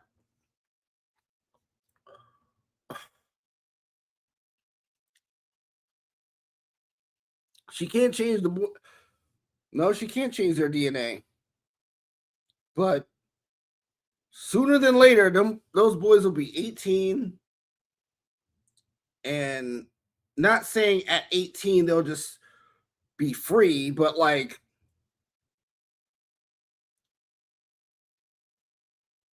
it's hard to get out of the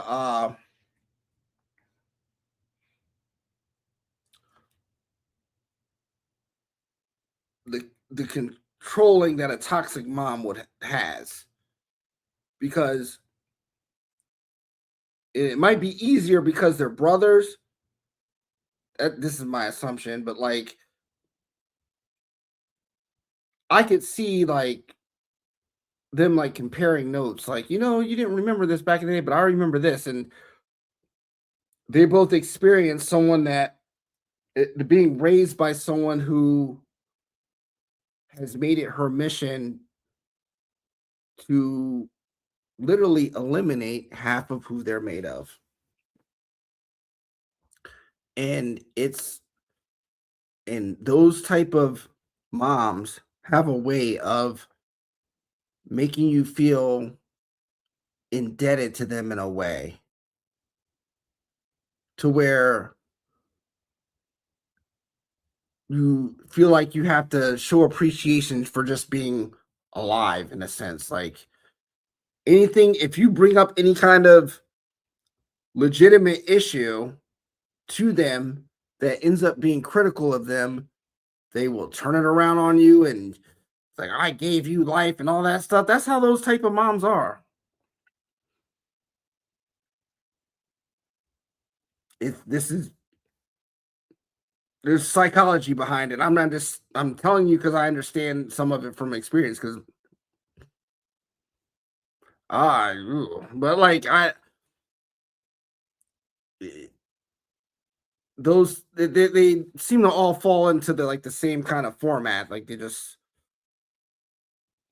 it's all about them, and everything you do is for them. And if you don't do this or come over at this time, then you're just a horrible son. Like all that stuff that Donna does to Charlie and Wendy, like that passes on down to Wendy, you know, Wendy doing that to her kids.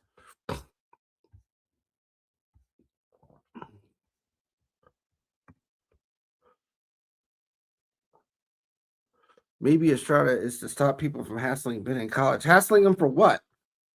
What's there to hassle him about? The one, the word is one did. The word is one did visit the gravel. I don't know what that means. Key has something in the back pocket she's been holding on to. She's talking or recording.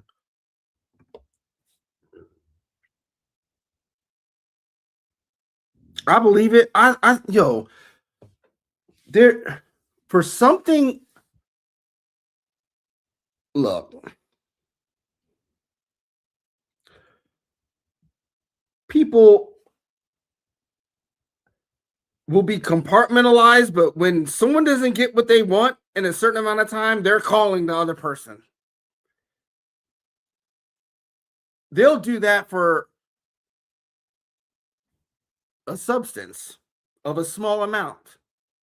But it's Friday night and they're trying to get it going, and this person's not picking up the phone. They're calling the direct person. It's it's just that's just a micro version of this. I feel that after the fact, Sigfredo probably didn't talk to her about it. Same with and Luis is definitely not going to talk to her about it because he's not with her. But Sigfredo, in my opinion, doesn't have a memory of what happened because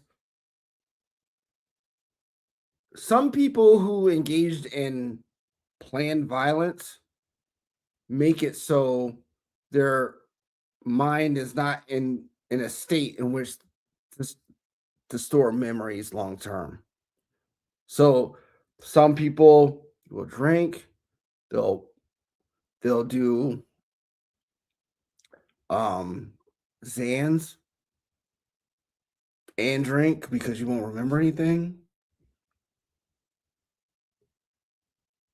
Or they'll take like perks and like Zans and then drink on top of it. They can move and not be stumbly and still be able to do what they're doing and get what they want to get done, but they won't have a conscious memory of it. So it doesn't haunt them later. I think that's Sigfredo 100%.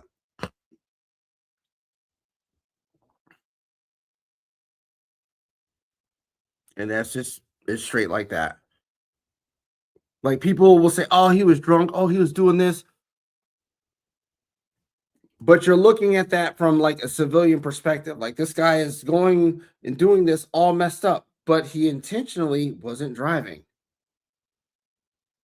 He intentionally had someone there, Luis, to pay attention and do the logistics, and he just does the eliminating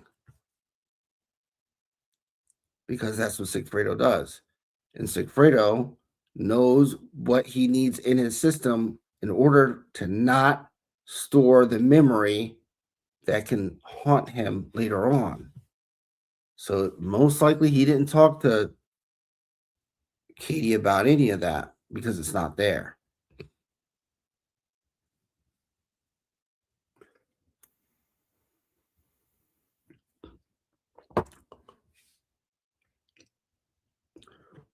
Quick story. I used to have like a really bad social anxiety type of issue for like 10 years.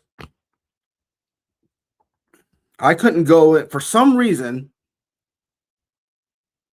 I think I developed like a really strong anxiety for being in public buildings. Not in like if I go over someone's house, I wouldn't have this feeling. But if I went to the mall, the grocery store, anything like that, I suddenly felt like my lungs were just completely out of air, and I couldn't even like inhale, and I would just get nauseous. So I would just like start, you know, throwing up and stuff, like dry heaving and things like that. And it happened like I got caught up in something, and I was in like pre-trial, like it was out on bond, right? So August, September, October. Like I was like I postponed my case for like 6 months. And that 6 months I developed a crazy type of anxiety that like I didn't have before. And it only occurred when I would walk into like public buildings. Like I had at the time I worked at this I had a job, and I worked on the fifth floor. And as soon as I walked in, I started feeling like I couldn't breathe. By the time I got to the elevator, I would have to like stand and face the corner and just try to keep it together. And then I went to the doctor and I explained like, yo, this is what's going on, which in which she told me like, yeah, that's called anxiety. And I started taking something called Paxil. And Paxil is something you take like every day, and it helps the symptoms of anxiety. Granted, it hurt a lot of other things because I got super fat and it had some other issues. I don't want to even go into the realm of that. But like overall, I stopped having anxiety attacks. But another thing that I would get was a benzodiazepine, like either Xanax or like Klonopin or something like that. Now, this went on for like 10 years, about 10 years. And where I couldn't go to the mall, I couldn't go to the really to the gym or anything. Like I just felt like I had this.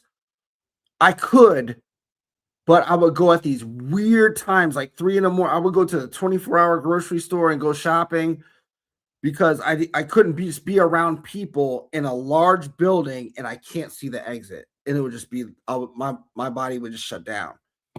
Now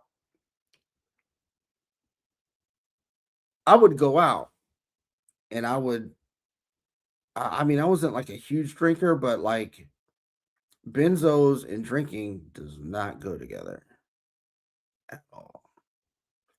Like I would go out and I would drink a little bit, but I would have to take Xanax or something to prevent me from getting nauseous in the bar or wherever I was at. And there were plenty of nights where I didn't remember anything. I remember going out, getting downtown and going somewhere, but I didn't remember where I went, all the little bars or clubs that I went with my friends. And after I was after I there was a point where I went to the mall to buy like some jeans or something, and I didn't have that feeling anymore. It was gone. Like I was that type of anxiety was literally gone, and I didn't consciously think of it. I was just like, wait a second. Until after the fact, I'm like, I didn't have the shortness of breath, or I wasn't dry heaving, or in the changing room, I wasn't doing none of that stuff. I was like, oh, I'm good now. So I cut all that stuff. A few years after that, I was at a club and I was with my friends, and I was drinking, I was chilling, and a dude came up to me, and I looked at he was walking up toward me, but he wasn't looking me in the face. He was like walking and looking at someone else and kind of motioning it like to that person is like, is that him? At that moment, because I don't play. I really don't. Like I'm really like a very aware of what's going on around me. Like I because I have to be. I've always had to be. So this is my default setting. So when this happened, I didn't know who the dude was. I didn't know who the guy that he was motioning to, but I knew that something was gonna happen, and I didn't have enough time to tell my friends, like, look, this guy's about to do something. And this guy was not, he wasn't bigger than me. He was skinny. He might have been like he was shorter than me. I mean, I'm not saying like he was short. He was five something. He was short, for me in comparison to me. And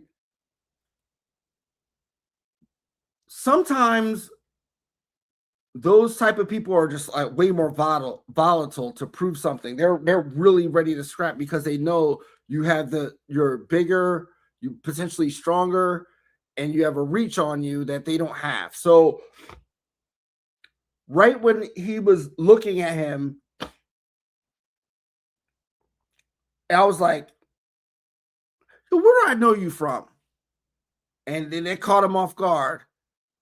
And I was just like, and my drink was empty. I was like, I'm gonna figure this out. What are we drinking? And this threw him all the way off. And I look over at the other guy, and the other guy is looking at me, but he's got a certain type of anger, like his face is just like, so I know he's the person with the problem. This guy is the person that's trying to solve it for him. The guy that was over there with the problem is well bigger than me. He was like 6'5" or something. And when I went to the bar, I was just like, what's your friend drinking? And then he just didn't know what to say. And so I told it, I went over there, I waved over at him. I was like, yo, he's looking over here crazy. Yo, tell him to come over here. So I went over, he comes over and he's mad. I'm like, and then it dawned on me. If they're trying to beat me up or like sucker or do whatever they were planning on doing with the element of surprise, they're doing it for a reason. And that reason is because the bigger guy, I beat his ass like 2 years prior when I was fucked up on Xans and I didn't remember. And he told me exactly what happened. And I was like, I knew something was up, But like I couldn't tell. I was like, where do I know y'all from? And he said, this club in this year, you did blah blah blah. Your friend did this to my friend, and then you, when I jumped in, you did jump in, you did blah blah blah. And then I was like, oh shit.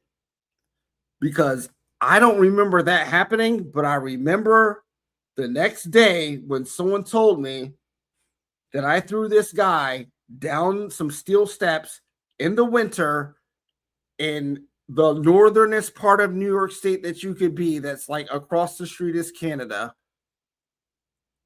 And I grabbed him and threw him down steps until there was a club that was like in the basement of a building. So you had to go down like 20 steps.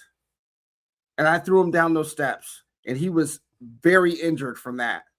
But I don't remember it. I don't have guilt from it because I don't remember it happening. I just know what I was told after the fact.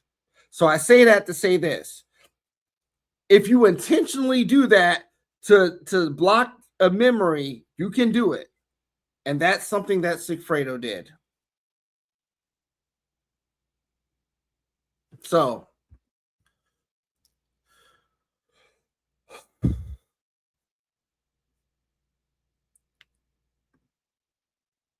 Sig went mine.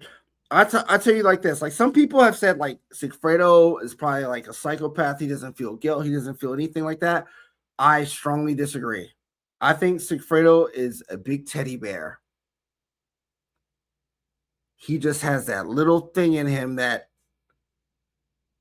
will resort to violence if it makes sense for the people around him, which is a huge problem for in terms of like gang politics. If this guy is not, if Sigfredo wasn't actually a Latin Kings member, it makes sense why he isn't, because then he would have to take direction from other people. And if they know that this person can just shoot somebody without thinking about it, that's very valuable for certain people, and they'll put you in a bad situation where you'll end up doing a long time in prison and you won't tell. Oh, they love that. They call them crash dummies. I think that Sigfredo was just a big teddy bear because obviously the way that Katie was talking to him, if Sigfredo was really a psycho, he wouldn't deal with that. He would just probably beat her up just for talking out the side of her neck because she was talking to him crazy. He just has that little part in him that makes him able to do certain things, but he needs the substances to keep his memory from haunting him.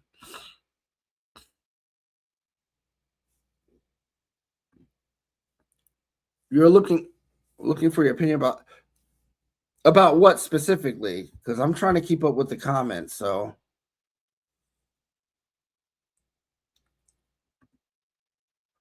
when he would grab Sig for insurance, she didn't want to get ripped off again.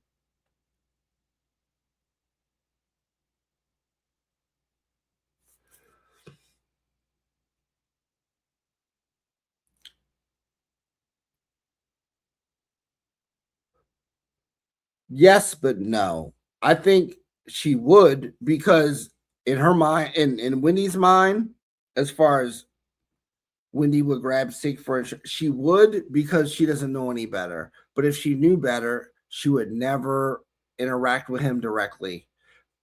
But these people think that, they can just talk to the manager, so they go to Sigfredo.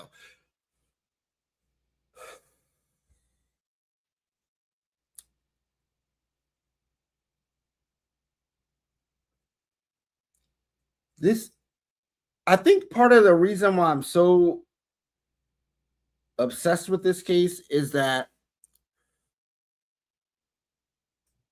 it's a group effort, but it's not like all a cohesive effort because things have to be compartmentalized. But most of these people who are part of this murder for hire didn't participate for money. Okay? They didn't participate for financial gain for themselves. They participated for things you can't pay for. Charlie participated because he's the fixer for Donna. Donna participated because she wants to control her grandchildren's day-to-day lives. Wendy participated because she doesn't want Dan to control her life or have anything to do with their children's lives and would rather have Donna be a free babysitter. Sigfredo participated because he wants to get Katie back.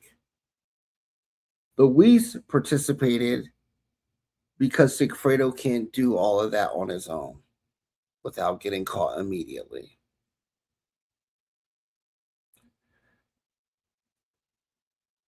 That's crazy. Katie did it because she wanted out. She's the only one, in my opinion, that it was strictly money. And everyone else did their part just for approval of someone else, getting the approval from their mom, getting the mother of their kids back. And it might sound crazy to like, if you're not really, I'm talking in a cultural sense for Sigfredo. As a man, as a Latino man, if you're not providing for your family, that's an emasculating experience. If your woman is working and you're not, if your woman is working for someone, the dentist, and she's letting him go in her mouth after 5 p.m., that's even worse.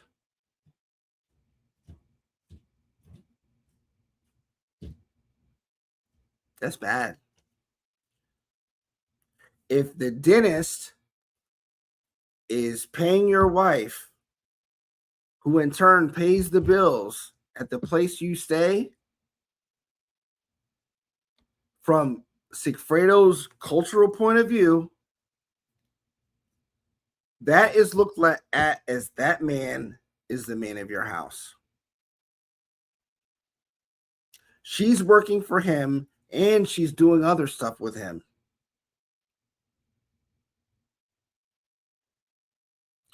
The only thing that he can do to prevent that is let her get paid off this job that he's going to do. But at the same time, because he did it, he knows that Charlie will not cross that boundary because Sigfredo, by his actions, tells him, don't come over here no more, or I'm going to put a hole in your face.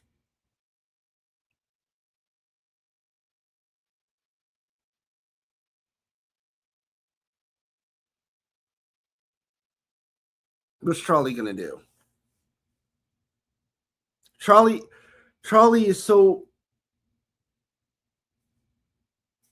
when during Charlie's trial, when Luis was up there, he looked at him,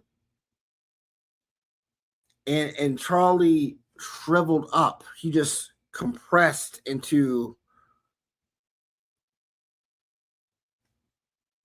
just a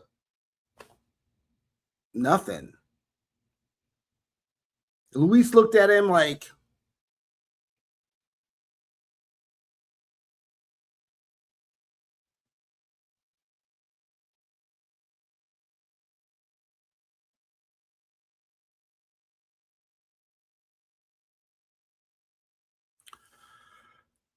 It was over for Charlie. And Luis is over there, in a three-piece, handcuffs, leg irons, with the chain going in between so he can't do nothing. He has to pick up the papers like this.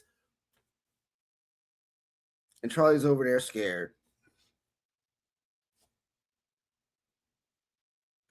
I'm telling you. What do I think about Rivera's letter to Ruth? I don't know. Hearing Ruth read the letter isn't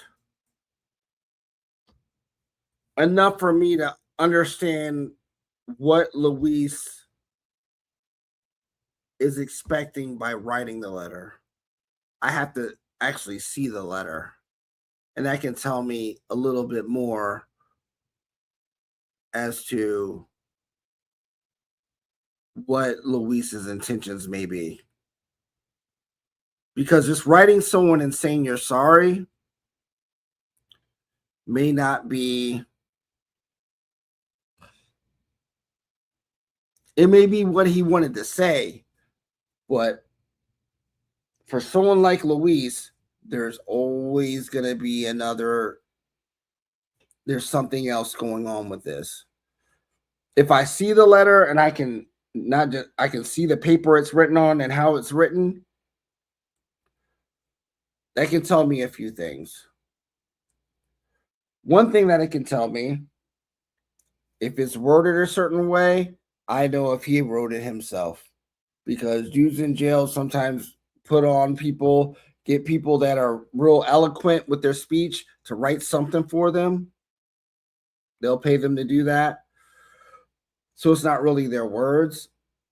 But if it is their own words, cool. But maybe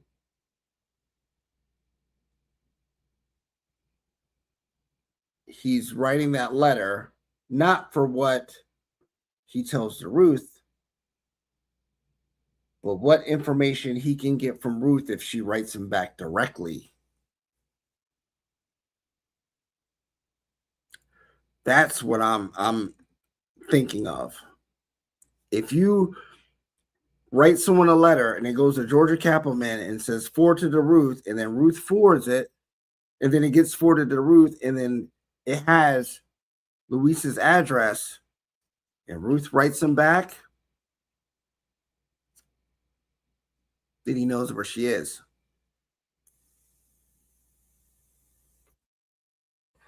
Granted, Luis is locked up, but if he knows where her location is, that I'm not saying that he'll do anything nefarious, but he may want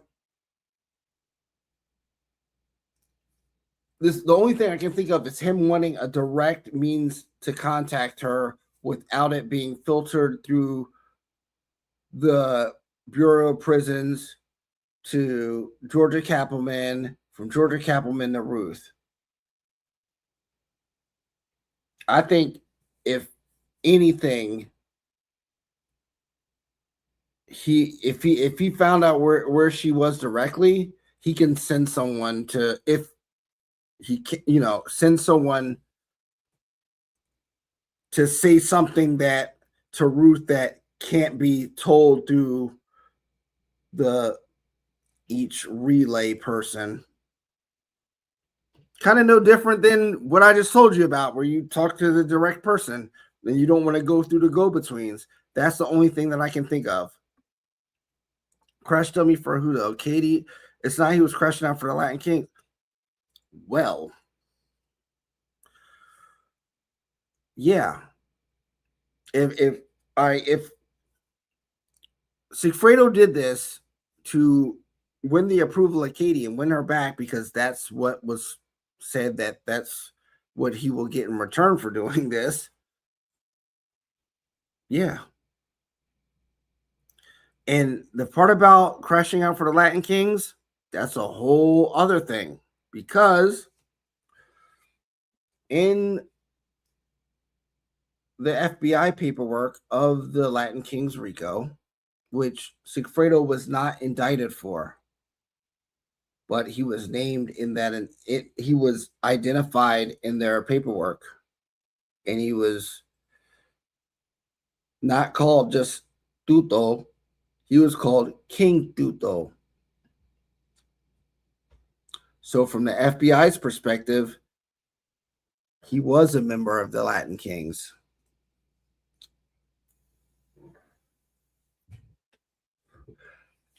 Now, I'm not a Latin King. I'm not a gang member, but I might know some people who are. And there is something that a Latin Kings member can do to amicably separate themselves from the gang. What that is I don't know. It's really up to that power structure. But if you want to get out of the gang, you might have to do something. And you might have to do something that is, you'd be risking your life, but at the same time benefiting the gang in a major way one last time. And it's called a Golden Gate.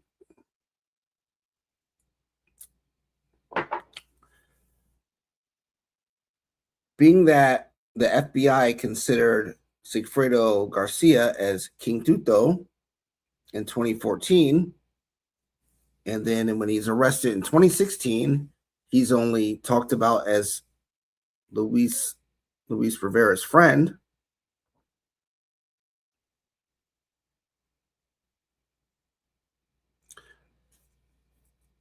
This whole thing with Dan Markel could have been his Golden Gate.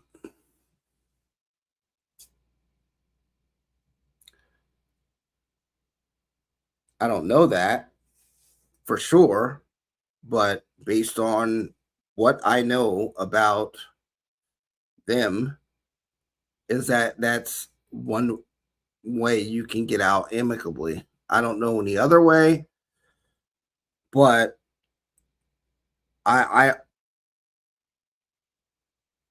think that's it. Is a Golden Gate. There are some other Hispanic gangs that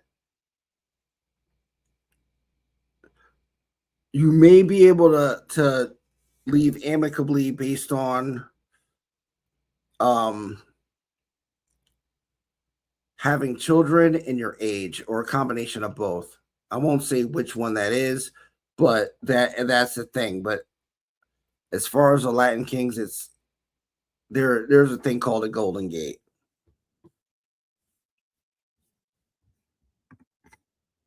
So I do know that may be the case. So if he crashed out for the Latin Kings to not be a part of the Latin Kings, think about it.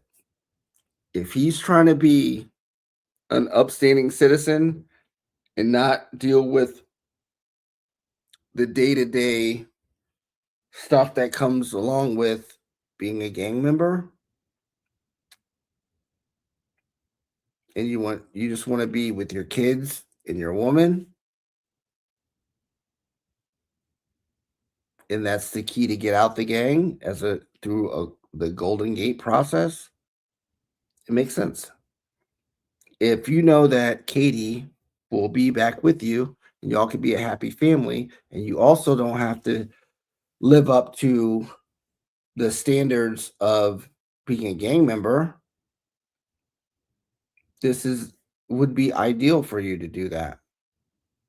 Because then it's like the money aspect will go to the gang, or a large portion of it.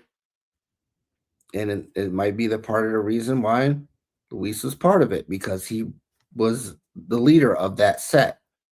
So he would get what he got, and also with the extra, because Luis talked about Sigfredo even give him a couple extra $1,000. People don't do that. So if and then once he stopped, he was he had a decent job. He was worked at some kind of finance company or something. He was doing the type of work you wouldn't expect, like a felon. The type of he was employed by a place that probably wouldn't hire a felon. He was living a different life, and then that's when the FBI came in there and talked to him. So it's a possibility. I'm not saying that's what it is. Um, there's some things about them that I would like to know, but I don't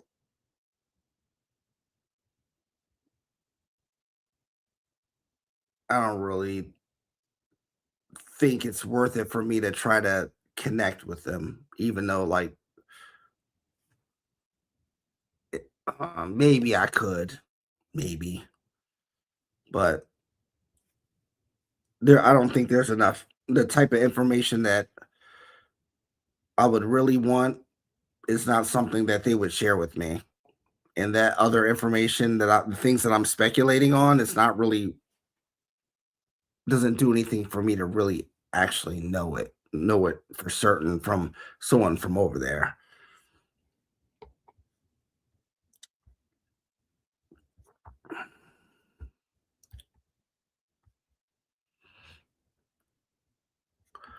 Get to these comments.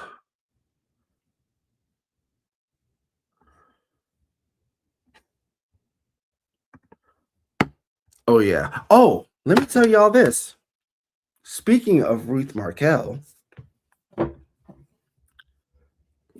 your boy got her book, and it's even autographed.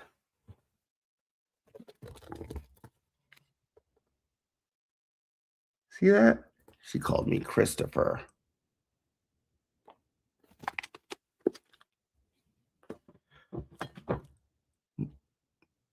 There's not too many people who can call me Christopher. My mom don't even call me Christopher. She knows better. Like no, but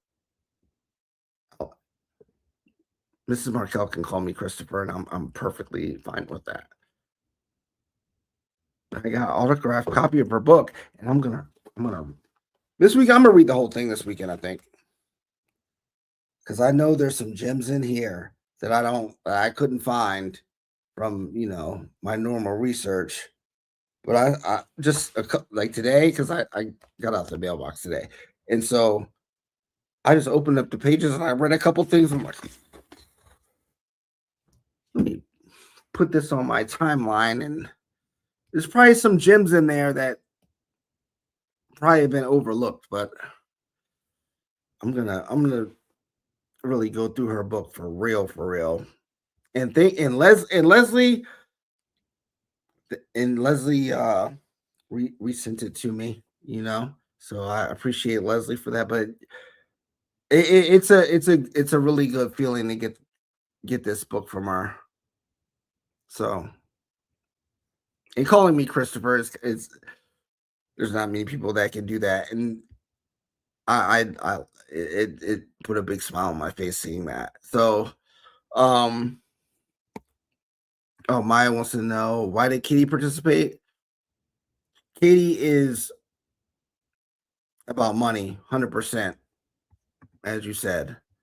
And where's Harvey? I think sometimes I wonder what Harvey's doing, because I could imagine if I was 80 with substantial disposable income, no one around.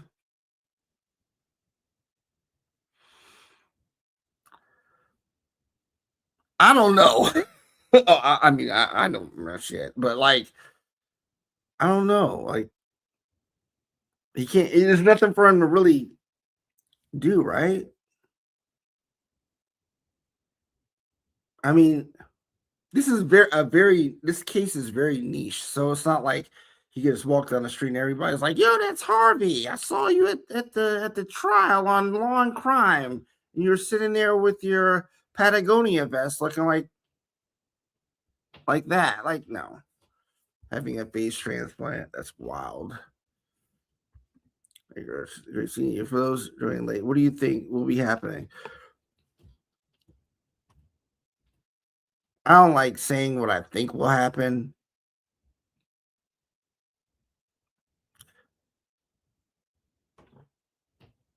I did have a dream though, like a month or so ago, that something was gonna happen on July 18th. And I think I'm just saying that like to I like let me get the words right. I don't think that's what's really gonna happen. I'm just telling you that that's the dream that I had.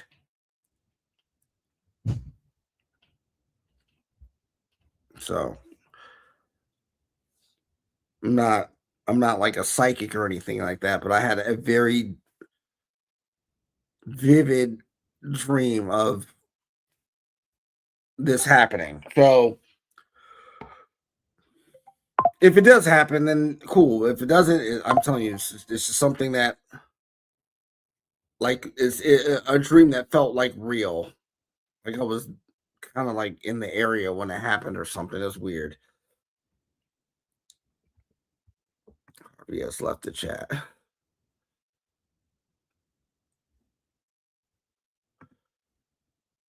See, end up working for the dentist. He looks like a mug, in my opinion, for doing that. He didn't. YH, what is that? Yeah, but see,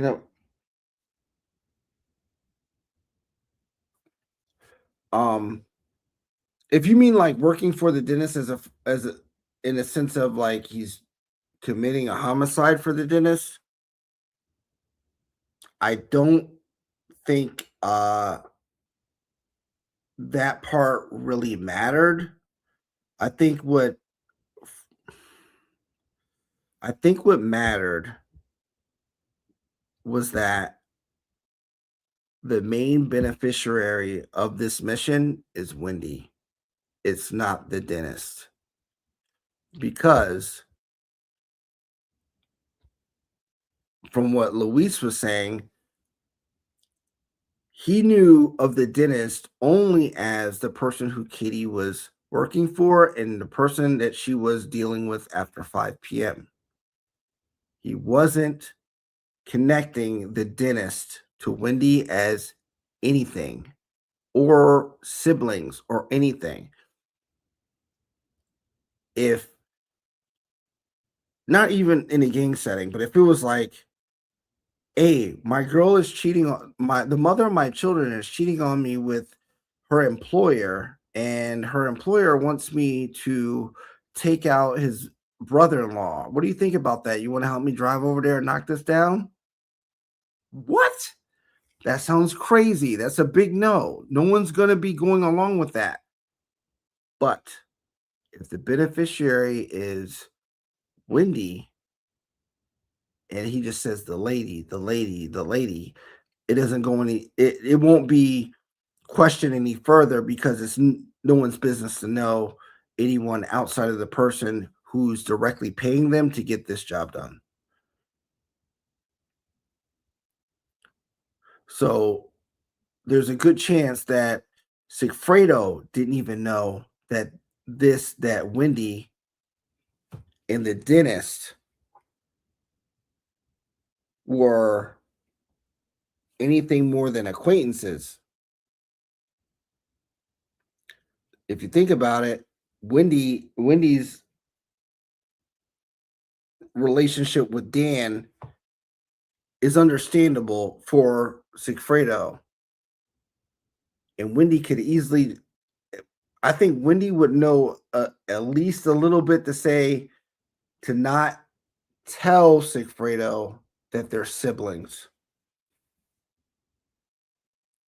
And I think Katie would be maybe smart enough to say, not to say who is who and who's related to who and which way, because I don't think Sigfredo would get down with that. However, if Wendy approaches Sigfredo just on the, you know, that guy that was trying to pay, that was for me. And then it just goes on from there. He doesn't have to. That's something those little um details about who's related to who, or who's the relationships with different people on the opposite side of the transaction are is something that you wouldn't want to know. You shouldn't know and you don't want to know. So it's not so much like he's working for Charlie. It's really, I think, from Luis and Sigfredo's, definitely from Luis's perspective, because he has to go by what Sigfredo tells him. But Sigfredo, it makes it easier for him to just go along and say, "This is it's for the lady." That's why Luis has said we should just go rob her, not Charlie. Rob her.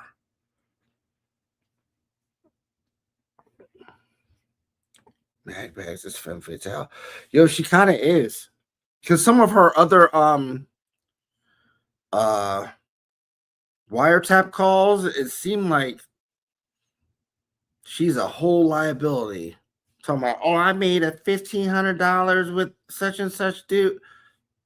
I don't even know if the story that she was telling was true, because it's I forgot which recording it was, but it just sounded, it just didn't really sound like, it didn't make sense to me. Like,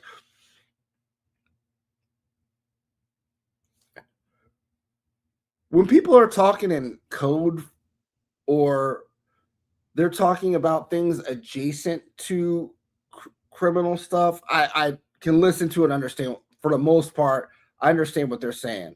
So it's like the way she talked about it, it was like, that's a lot of money. And what, you didn't say what you did or where you went or what, or who did what in order for you to receive that money.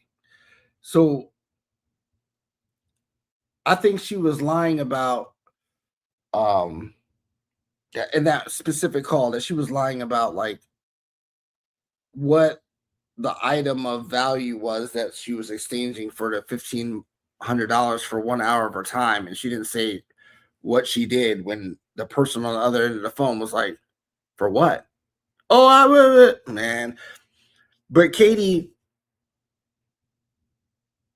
someone like, yeah, yeah, in a sense, yeah. But if she wasn't the mother of Sigfredo's children, listening to 30 minutes of her one proffer, the proffer with in the office with the windows, not the little office with the white painted bricks, but like the interrogation room, but that conference room where she's looking out the window and sees like the airplane. That one, after 30 minutes, I knew, like, if this girl is telling the truth when she shouldn't.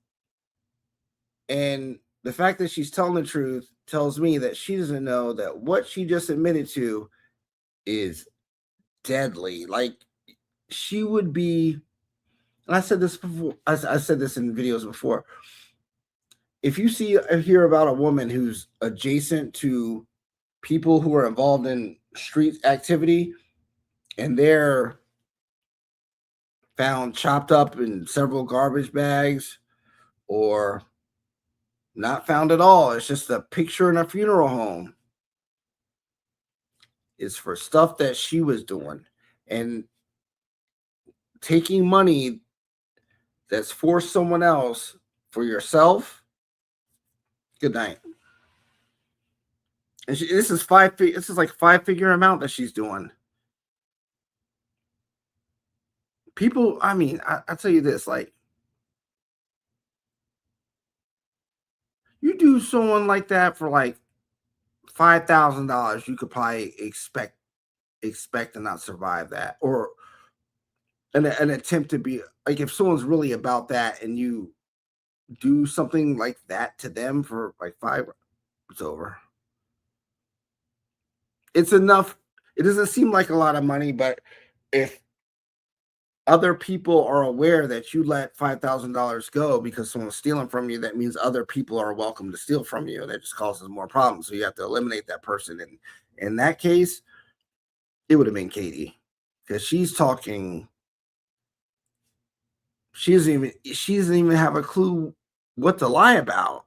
That's how like she's adjacent, but she just doesn't know. Like, yo, you told this story very backwards.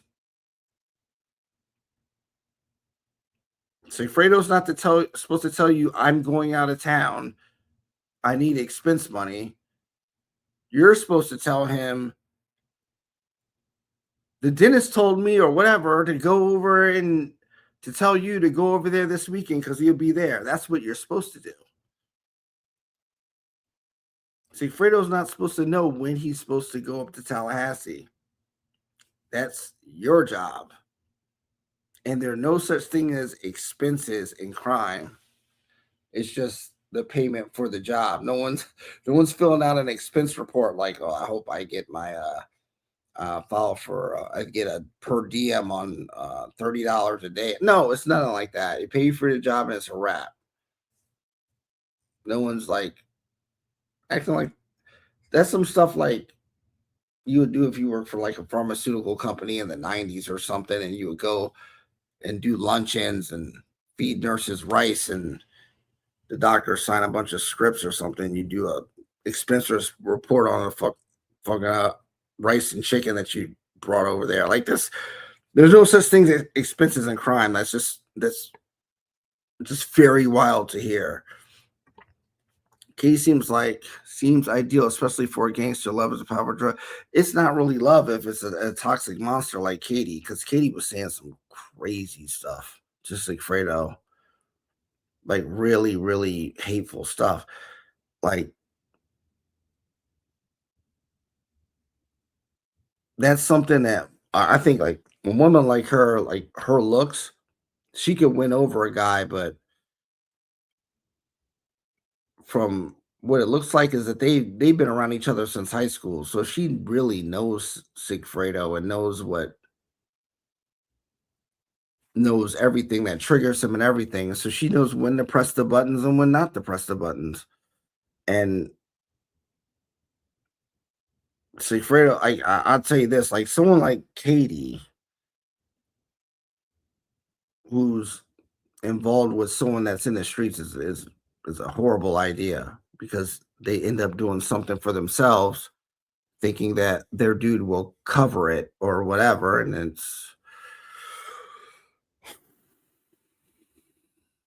then limbs start separating from your body, and you're just in the woods somewhere, just deteriorating. We've seen sorry for shit. He's not built like that. There's an agenda somewhere. Yeah. Um.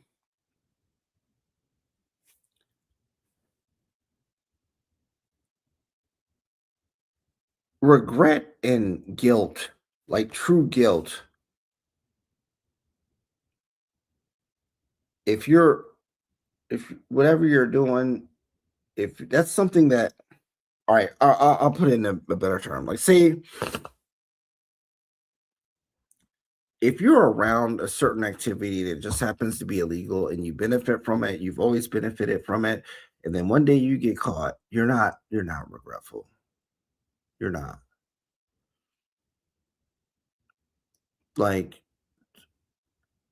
there are things that people do that's illegal that other people who do illegal things would never do.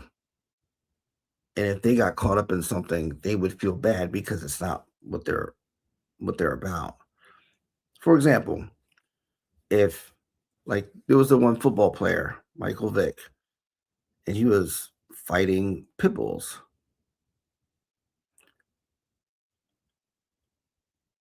That type of that stuff, if you've grown up around it your whole life, it's normal to you. So when you get caught, yeah, you'll say you're guilty in the sense of the law, but in your heart, you're not really regretful. You're just regretful that you got caught and you're potentially embarrassed because people don't. It's not it's not a good thing to be caught for because people love animals. Like, I could like, when I first heard about that, like, it was I didn't I know, like, dudes down there in that part of Virginia do that stuff, but I'm not like, I love animals. Like, I couldn't be something like that, I couldn't be around. Like, if I was invited somewhere and they're doing that, I would lose my mind.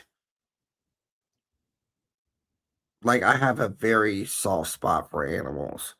Like, I got squirrel I got, like, 2 rabbits and a squirrel that I feed right here every day. Like, I'm not I just don't I don't play, you know? And so when it comes to animals, so I can't be around someone that gets involved in hurting animals, you see what I mean? Now, if you talk about some other things, I I don't consider it in my head really wrong. I know it's not really right, but it's only not right in terms of whatever laws they have going on at the time. Like, if I get in trouble for something, like say if I got caught with some marijuana, cannabis or whatever, and I got they got me with 2 pounds in the trunk. I go to court. I'm regretful because I got caught. I'm regretful, or I feel guilty because I'm in a room with all these people that are like, this is horrible. But in my head, I'm like, that shit. But literally, 10 years later, that same thing is now perfectly fine in the same area.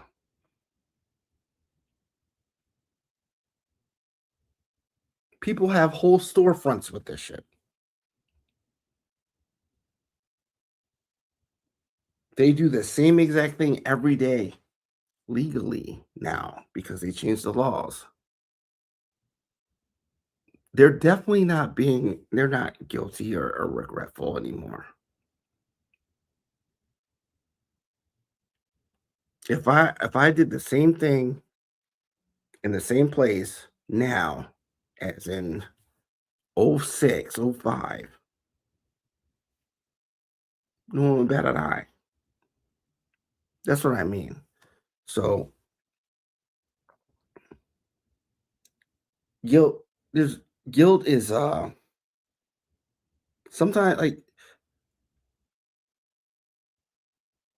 like I could feel guilty about something. If I did someone wrong and like I apologize for it, like yo, I fucked up. I made a mistake. And I would feel legitimate guilt or regret, like because I may have done something that offended them or whatever. That guilt and that regret is real. However, if you've lived your a long span of your life or introduced to a certain thing that's it's not before you really understand the laws or right from wrong, when something is there in front of you, it's just what it is. And then you find out like, oh damn, this is a horrible thing to be doing because people go to jail forever for it. I think that Luis is probably like the case study for this because he's not just like a person that joins a gang when they're like 11 or 12 or 13 or something. He's the one he was born into it. Everything that goes along with the benefits to whatever you got to do to benefit the gang is just part of it. This that's daily life. He's not regretful.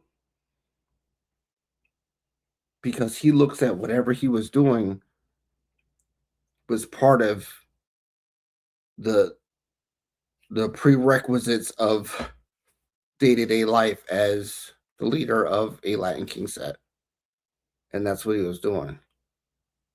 Whatever he says to Ruth, if he says regret, I'm sorry, this and that, third, he says it, but he definitely doesn't really mean it.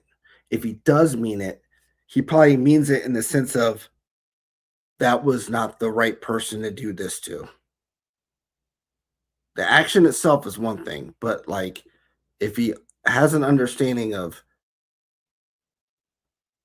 this is a civilian, this is a productive member of society, this person's not involved in anything like that. That's where the guilt and regret will come in.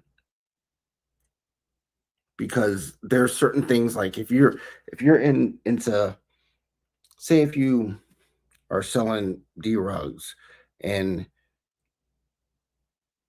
someone robs you,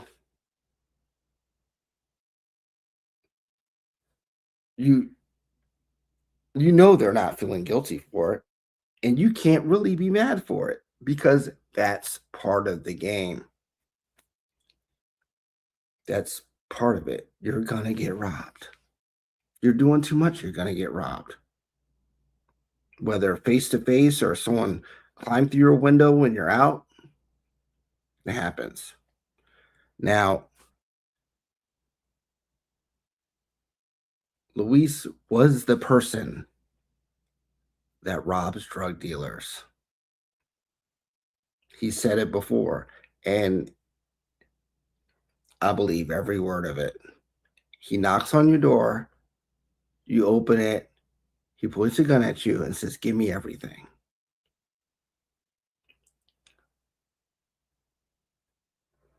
Luis don't look more than 5'5", but you can look at his face and be like,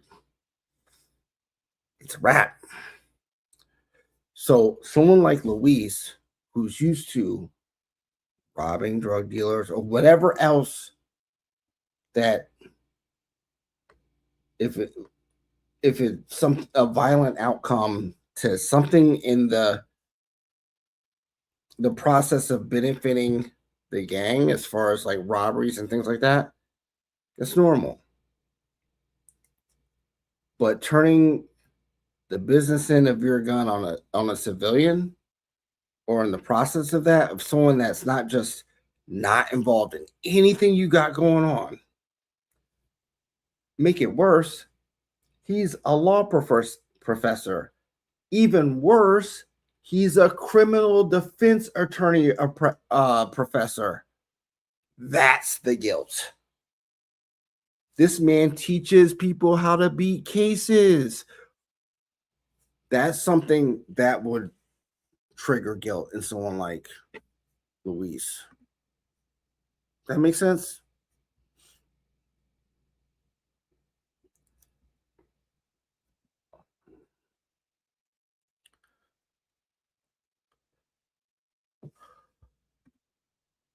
What mother would not take the time to take the deal to cooperate and be willing to serve? Oh, wow, she's too dumb for this world. All right, let me tell you something.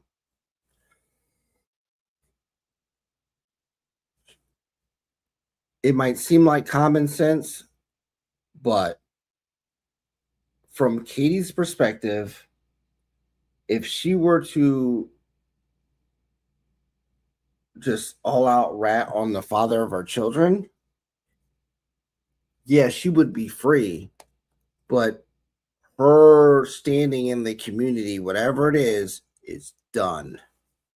And you might look at that as,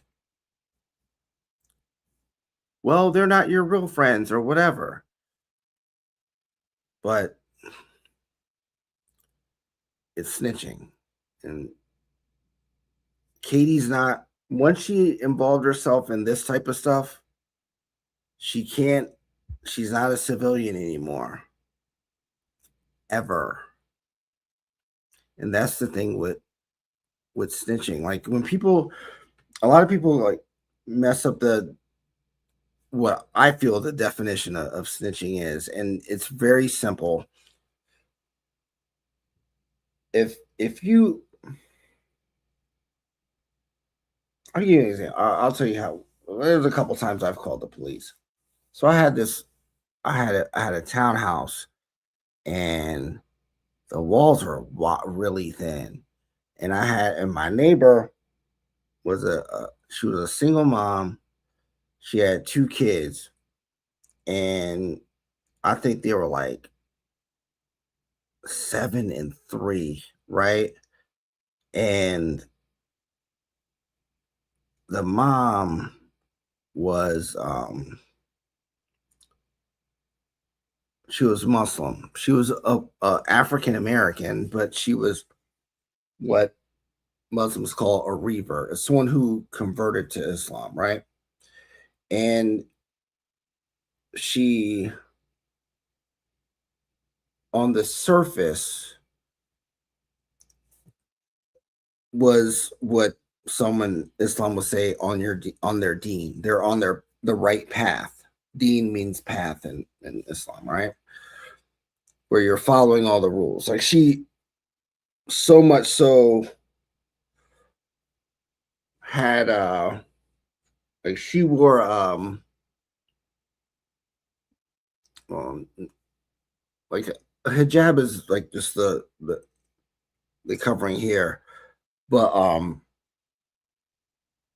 the full head to toe with the mask is called a niqab, but without the mask, that whole one piece garment is called an abaya. She wore an abaya every day. I Even when she ran out to the car, she wore a abaya. And if she didn't, she had something like you might have to run in your car to go grab something you forgot. She was on point. However, she was having dudes come over regularly at night. And I would hear it. It's not my business, but I'd hear it. I wouldn't care. I really didn't care. I only cared because she has this outward appearance of someone that's living a righteous life in the eyes of Islam, right? And so she left the house, and I heard her, like, because I can look out the front. It was a townhouse, so I had the back door. I could see her if she walked out the back door. I could see her walk by, but she parked in the front, and so we had parking spaces in the front. And I had a little, some friends over, and I saw her leave at like 1 a.m. That wasn't a big deal to me. But a couple hours later, my little shindig was just to chill, and I hear, "Mommy, where are you? Mommy, where are you?" And my friends were like, "Yo, is that a baby?" Because we're not driving anywhere. We're all right. But I know our kids' voices because the walls are so thin. I know these little kids. And so, and I've seen them, I see them on, out in front and playing or whatever. I know their voices. I know her voice, but she's not answering them. And I hear, "Mommy, why did you leave me?" At that point, my heart broke. And so I'm with a few of my friends. I had a couple homegirls over there, and we were all just sitting there. And we turned the music down, and we're all sitting near my back door, where her back door is on the other side of the wall, and then there's steps. Her steps go alongside the steps they go to the second floor. So we're just dead quiet, and we're listening, hopefully for her. And we don't hear her, and she's definitely gone. And this goes on for like 45 minutes. And I know that the older boy was like 7, but I didn't hear his voice. The little girl was like 3, and that's who we all were hearing. And if it was the boy and I heard him and something like that, I would have probably tried to find someone that in the neighborhood that knew her number or something and be like, yo, call her and get her ass back here right now because I'm about to call the police type shit. But never heard the little boy. I hear the girl, she's crying, she's clearly confused. And so I was like, should I knock on the door and talk to her through the male side of the door? What should I do? Because me calling the police is like just wild. But this is a child, and there no.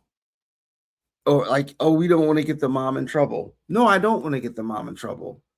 But this mom made a horrible mistake because she's been gone for a couple hours, and then now it's like an hour. Your kid is like, "Mommy, clearly the panic is there." We're sitting there out of our mind, like 5 of us sitting there, like, "Hmm." And the kid is like right there at the steps, like clearly going up and down the steps, like asking, like where. And we walk outside and look at our windows. All the windows are dark. So this kid she intended for this kid to be sleeping until she got back. So I called 911 because I'm not gonna have a hurt, injured, or worse child that something happened to a child that I can prevent. And I told them told the police what was going on. They came right over and they went over there and talked to the girl through the mail slot and then kicked in the other door. And right when they kicked in the other door, the mom pulled up.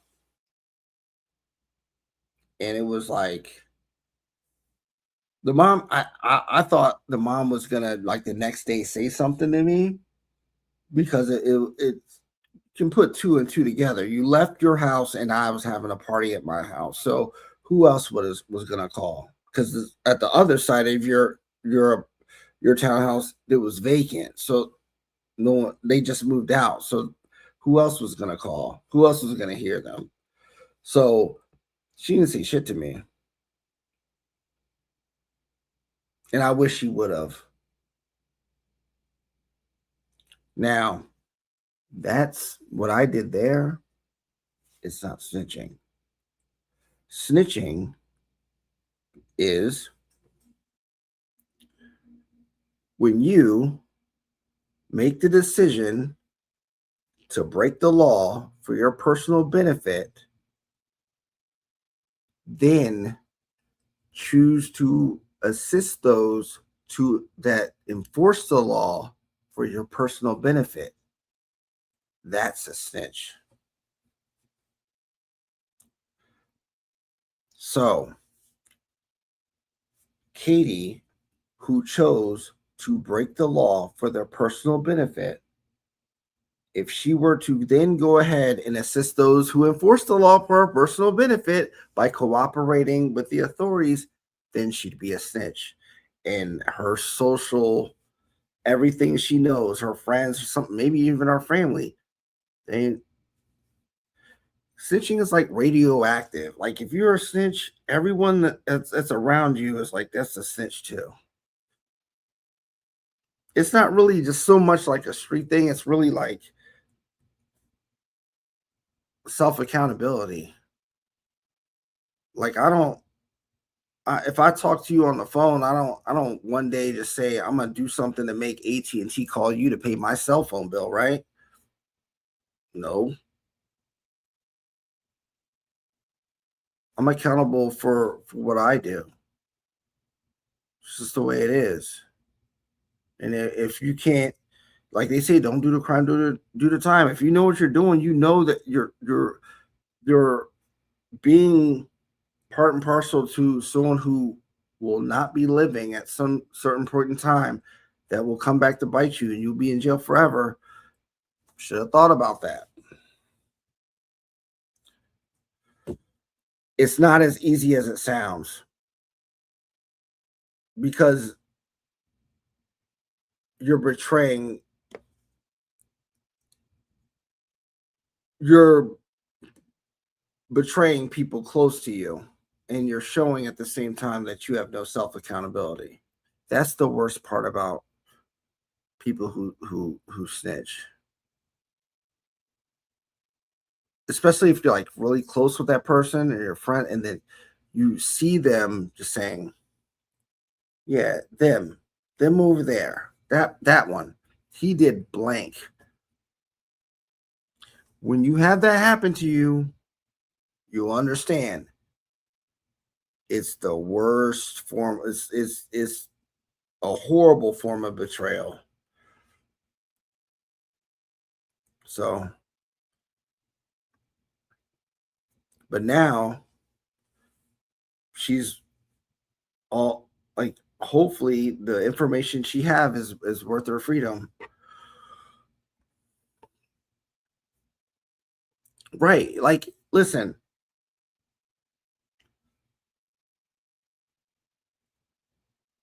there's no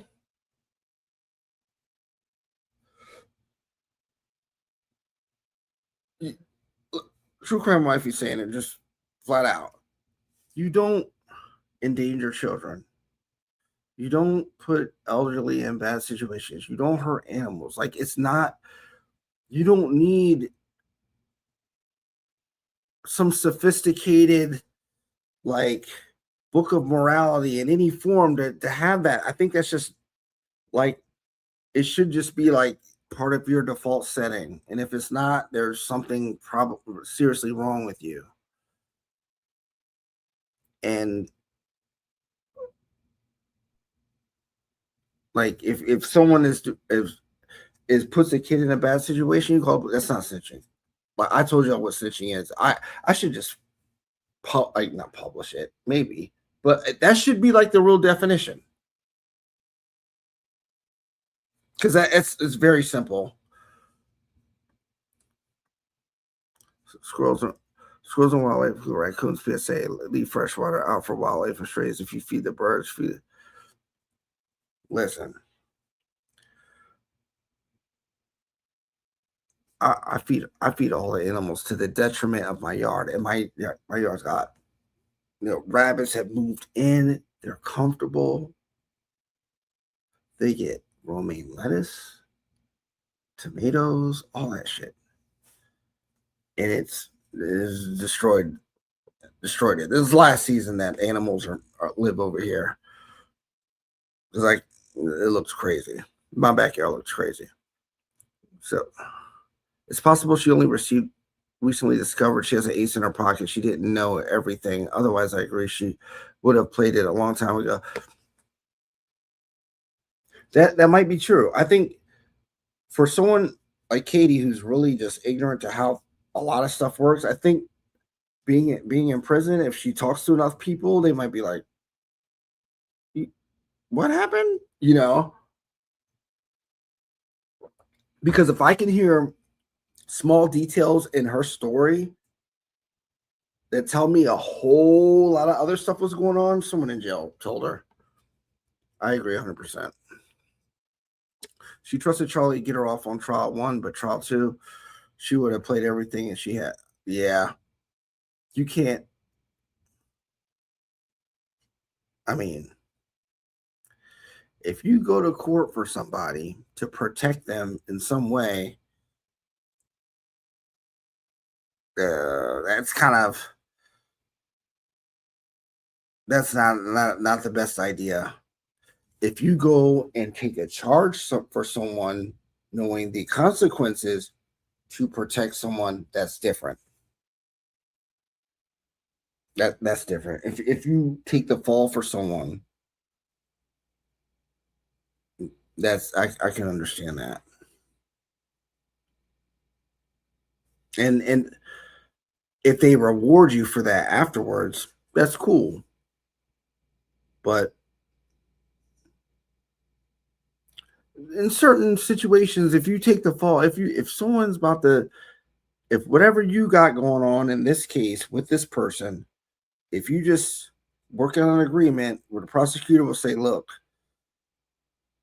we'll do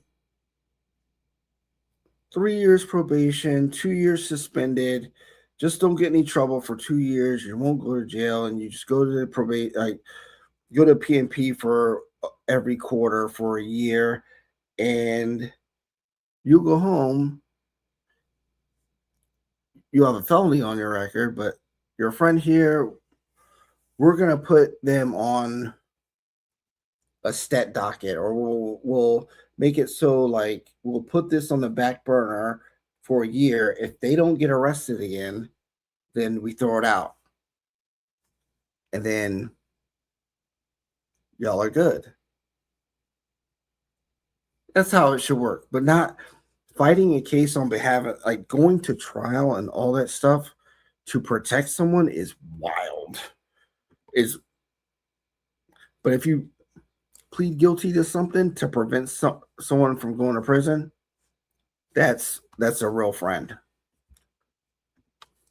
Steph, Steph who? Steph sells stuff by the seashore. Let's see who else is there. No repentance. No, you're not going to see that stuff. No repentance. Kitty has done her brain spied too much, Xannies. I've seen Crawford's testimony numerous times. I don't believe Kitty has anything substantial to offer anymore. I could be wrong. I don't think Katie consciously knows the subset, like the substantial value of the information she has. I think a lot of the information that was once in her possession is in a digital format, and to get her to vocalize that to a jury is the valuable part of her testimony. That's my opinion. I gotta go to bed. Yeah, hold on. I've been here 3 hours. Let me just go through these comments and I'll be out of here. Sony, it's good to see you too. Let me get through it. Common sense is not common. You're right.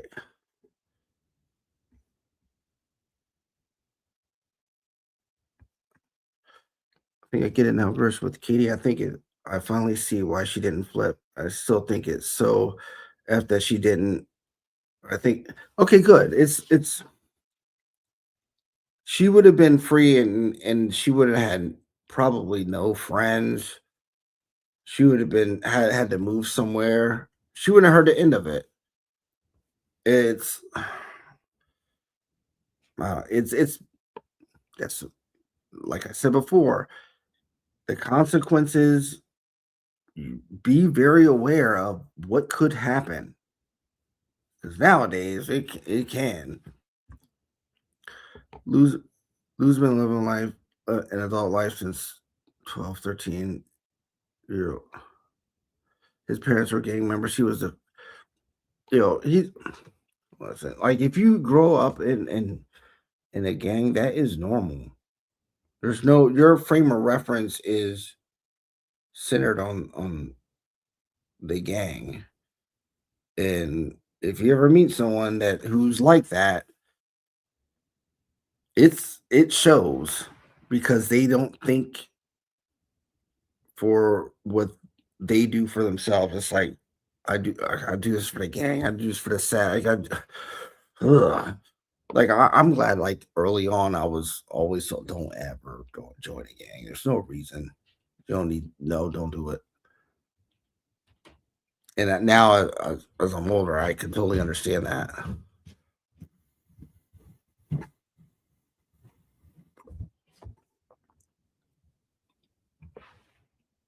I'm still on. I'm gonna be off soon. I'm just going through the last bit of comments.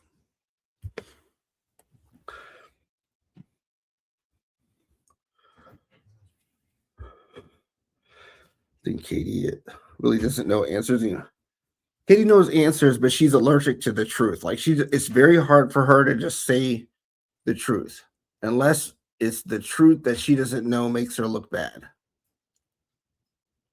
So if someone is, hopefully someone, I don't know, listening that is going to interview her one time in the future, know that if you form the questions in a way that she tells the truth that doesn't make her look bad, you'll get the whole truth. I'm super far back, but do you think Wendy is a lot more calculating than Donna? I think Donna plays checkers, but Wendy is playing chess. I think Wendy is playing chess, checkers, Connect Four, Rubik's Cube, and she makes it look like she's playing a magic 8 ball. That's my analogy for that. But at the same time, I think that Wendy's the type of person that always thinks that she's the smartest person in the room. And if you're the smartest person in the room all the time, either you're not the smartest or you're in the wrong room. So Sigfredo isn't going to say anything when he isn't giving anyone money. I think she would give someone money through a proxy if she felt she needed to. And I think with the type of lawyer she has, she can make money appear some places that the person won't really know exactly where it came from, so she wouldn't be. They can't point the finger at her, but it's a good chance you could put some money on someone's books if you do it directly. Now you can go online, you just look that person up, their inmate number or whatever, and then find out what jail they're at, and you go and you can send money, but you'll have your whole name on it, you know. So, but if you know someone else in the jail and you know someone that knows them, things can happen if you know people that know how to navigate that way. Could a distant person provide money? Yes, that's what I just said. Yeah, yeah. I don't. No, I don't. I don't. I don't. I really don't. Like I really. If you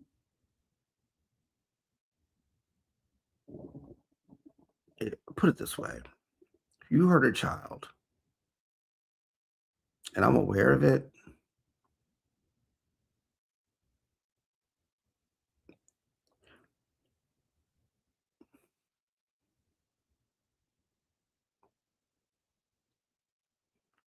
nah. Yes. No. Um, she's the one who got Sufero to do this, so turn on him to save herself. Yeah, see, that's the thing. When it comes to like women involved in stuff like this, like a lot of them get the benefit of the doubt. They get it passed. They get a lot of times that even if they don't get it passed, they get less time for the same crime. Like it's so I think a lot of times the what can end up happening is that person think that, oh, I can just do whatever.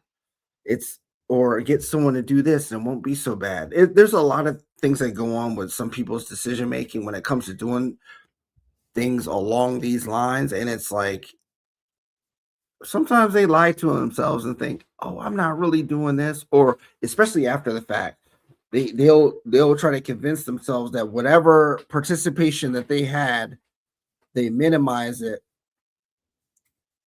and it might work for you until they show up with looking like umpires and samurais at the same time with shields and lights and long rifles, and they're kicking and your door flies off the hinges. That's different. You know, like, oh man, maybe this is bad. We said in the letter that Dan was a good man, productive law professor, and it was a mistake. Now, if that is a quote or even a paraphrase quote.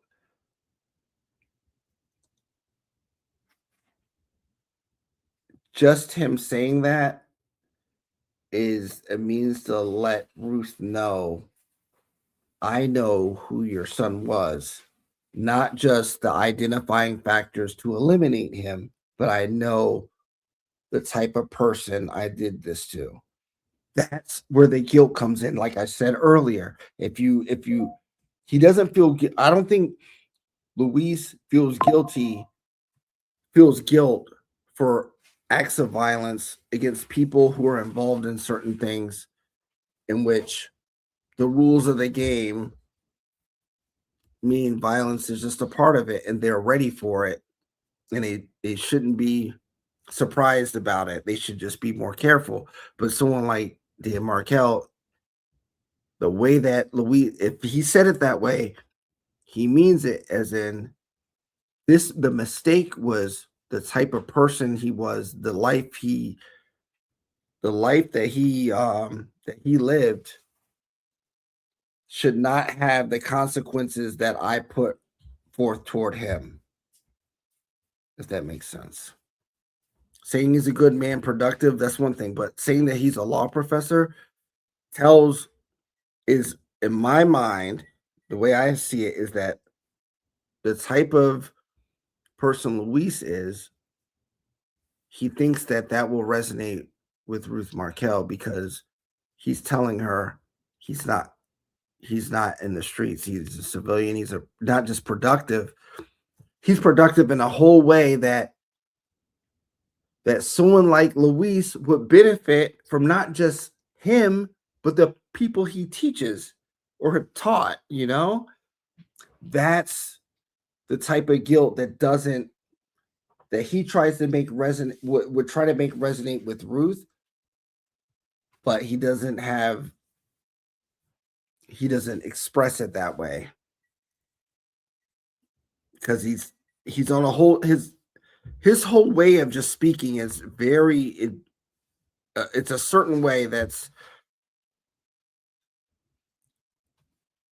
it's direct in certain ways, but a lot of times it's through inferences and things like that where you're supposed to really pick up what he's putting down.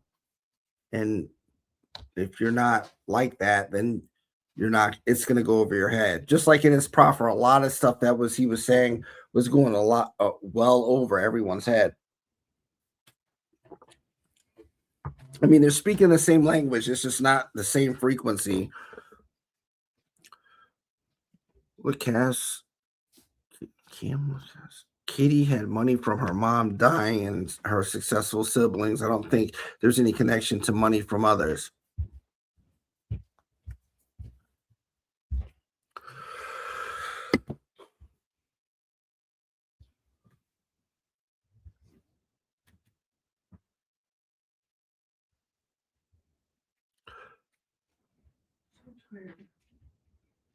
I don't know about that. My one video showing that Katie getting the money at certain dates and not depositing money on certain dates that coincided with certain meetings. Come on, nah. She was pocketing that bread. I'm surprised. I don't know if you mean that for someone else, but I mean, like, come on now. Let's see. Which is yeah, sometimes, yeah. When does Katie's sister-in-law get out of prison? I think some of her money helped pay it.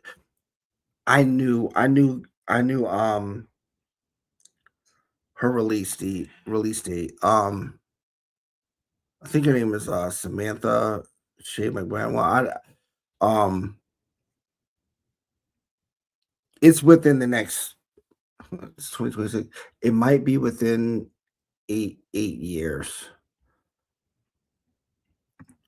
Few cases go to trial, mostly good, especially in the feds for certain things. Like if the feds got you, just take a deal as soon as possible, because if you don't take a deal,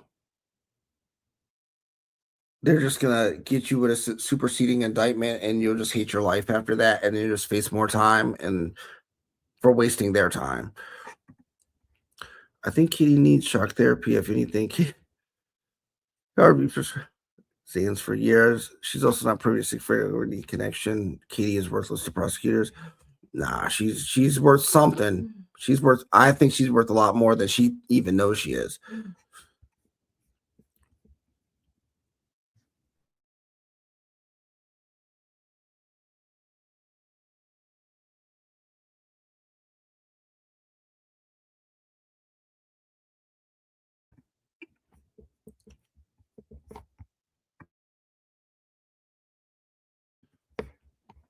Okay.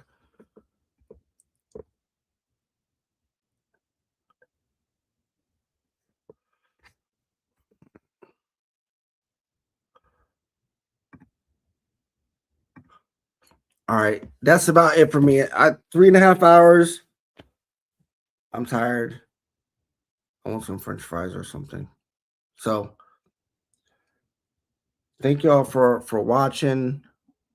Um, the information that I went over with the PowerPoints and everything like that, I'll post a video that condenses all of this stuff into a video, so um y'all won't fall victim to my tangents again. So anyway, I appreciate y'all for watching, and I will see y'all very soon.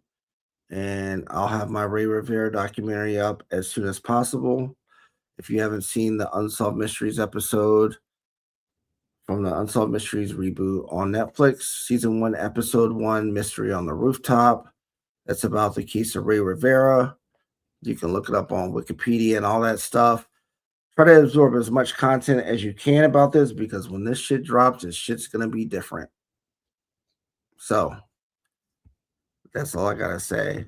And Steph, thank you for the super chat. I appreciate y'all. Like, thank y'all for watching and listening to my tangents and everything. And I will be posting something condensing all this very soon.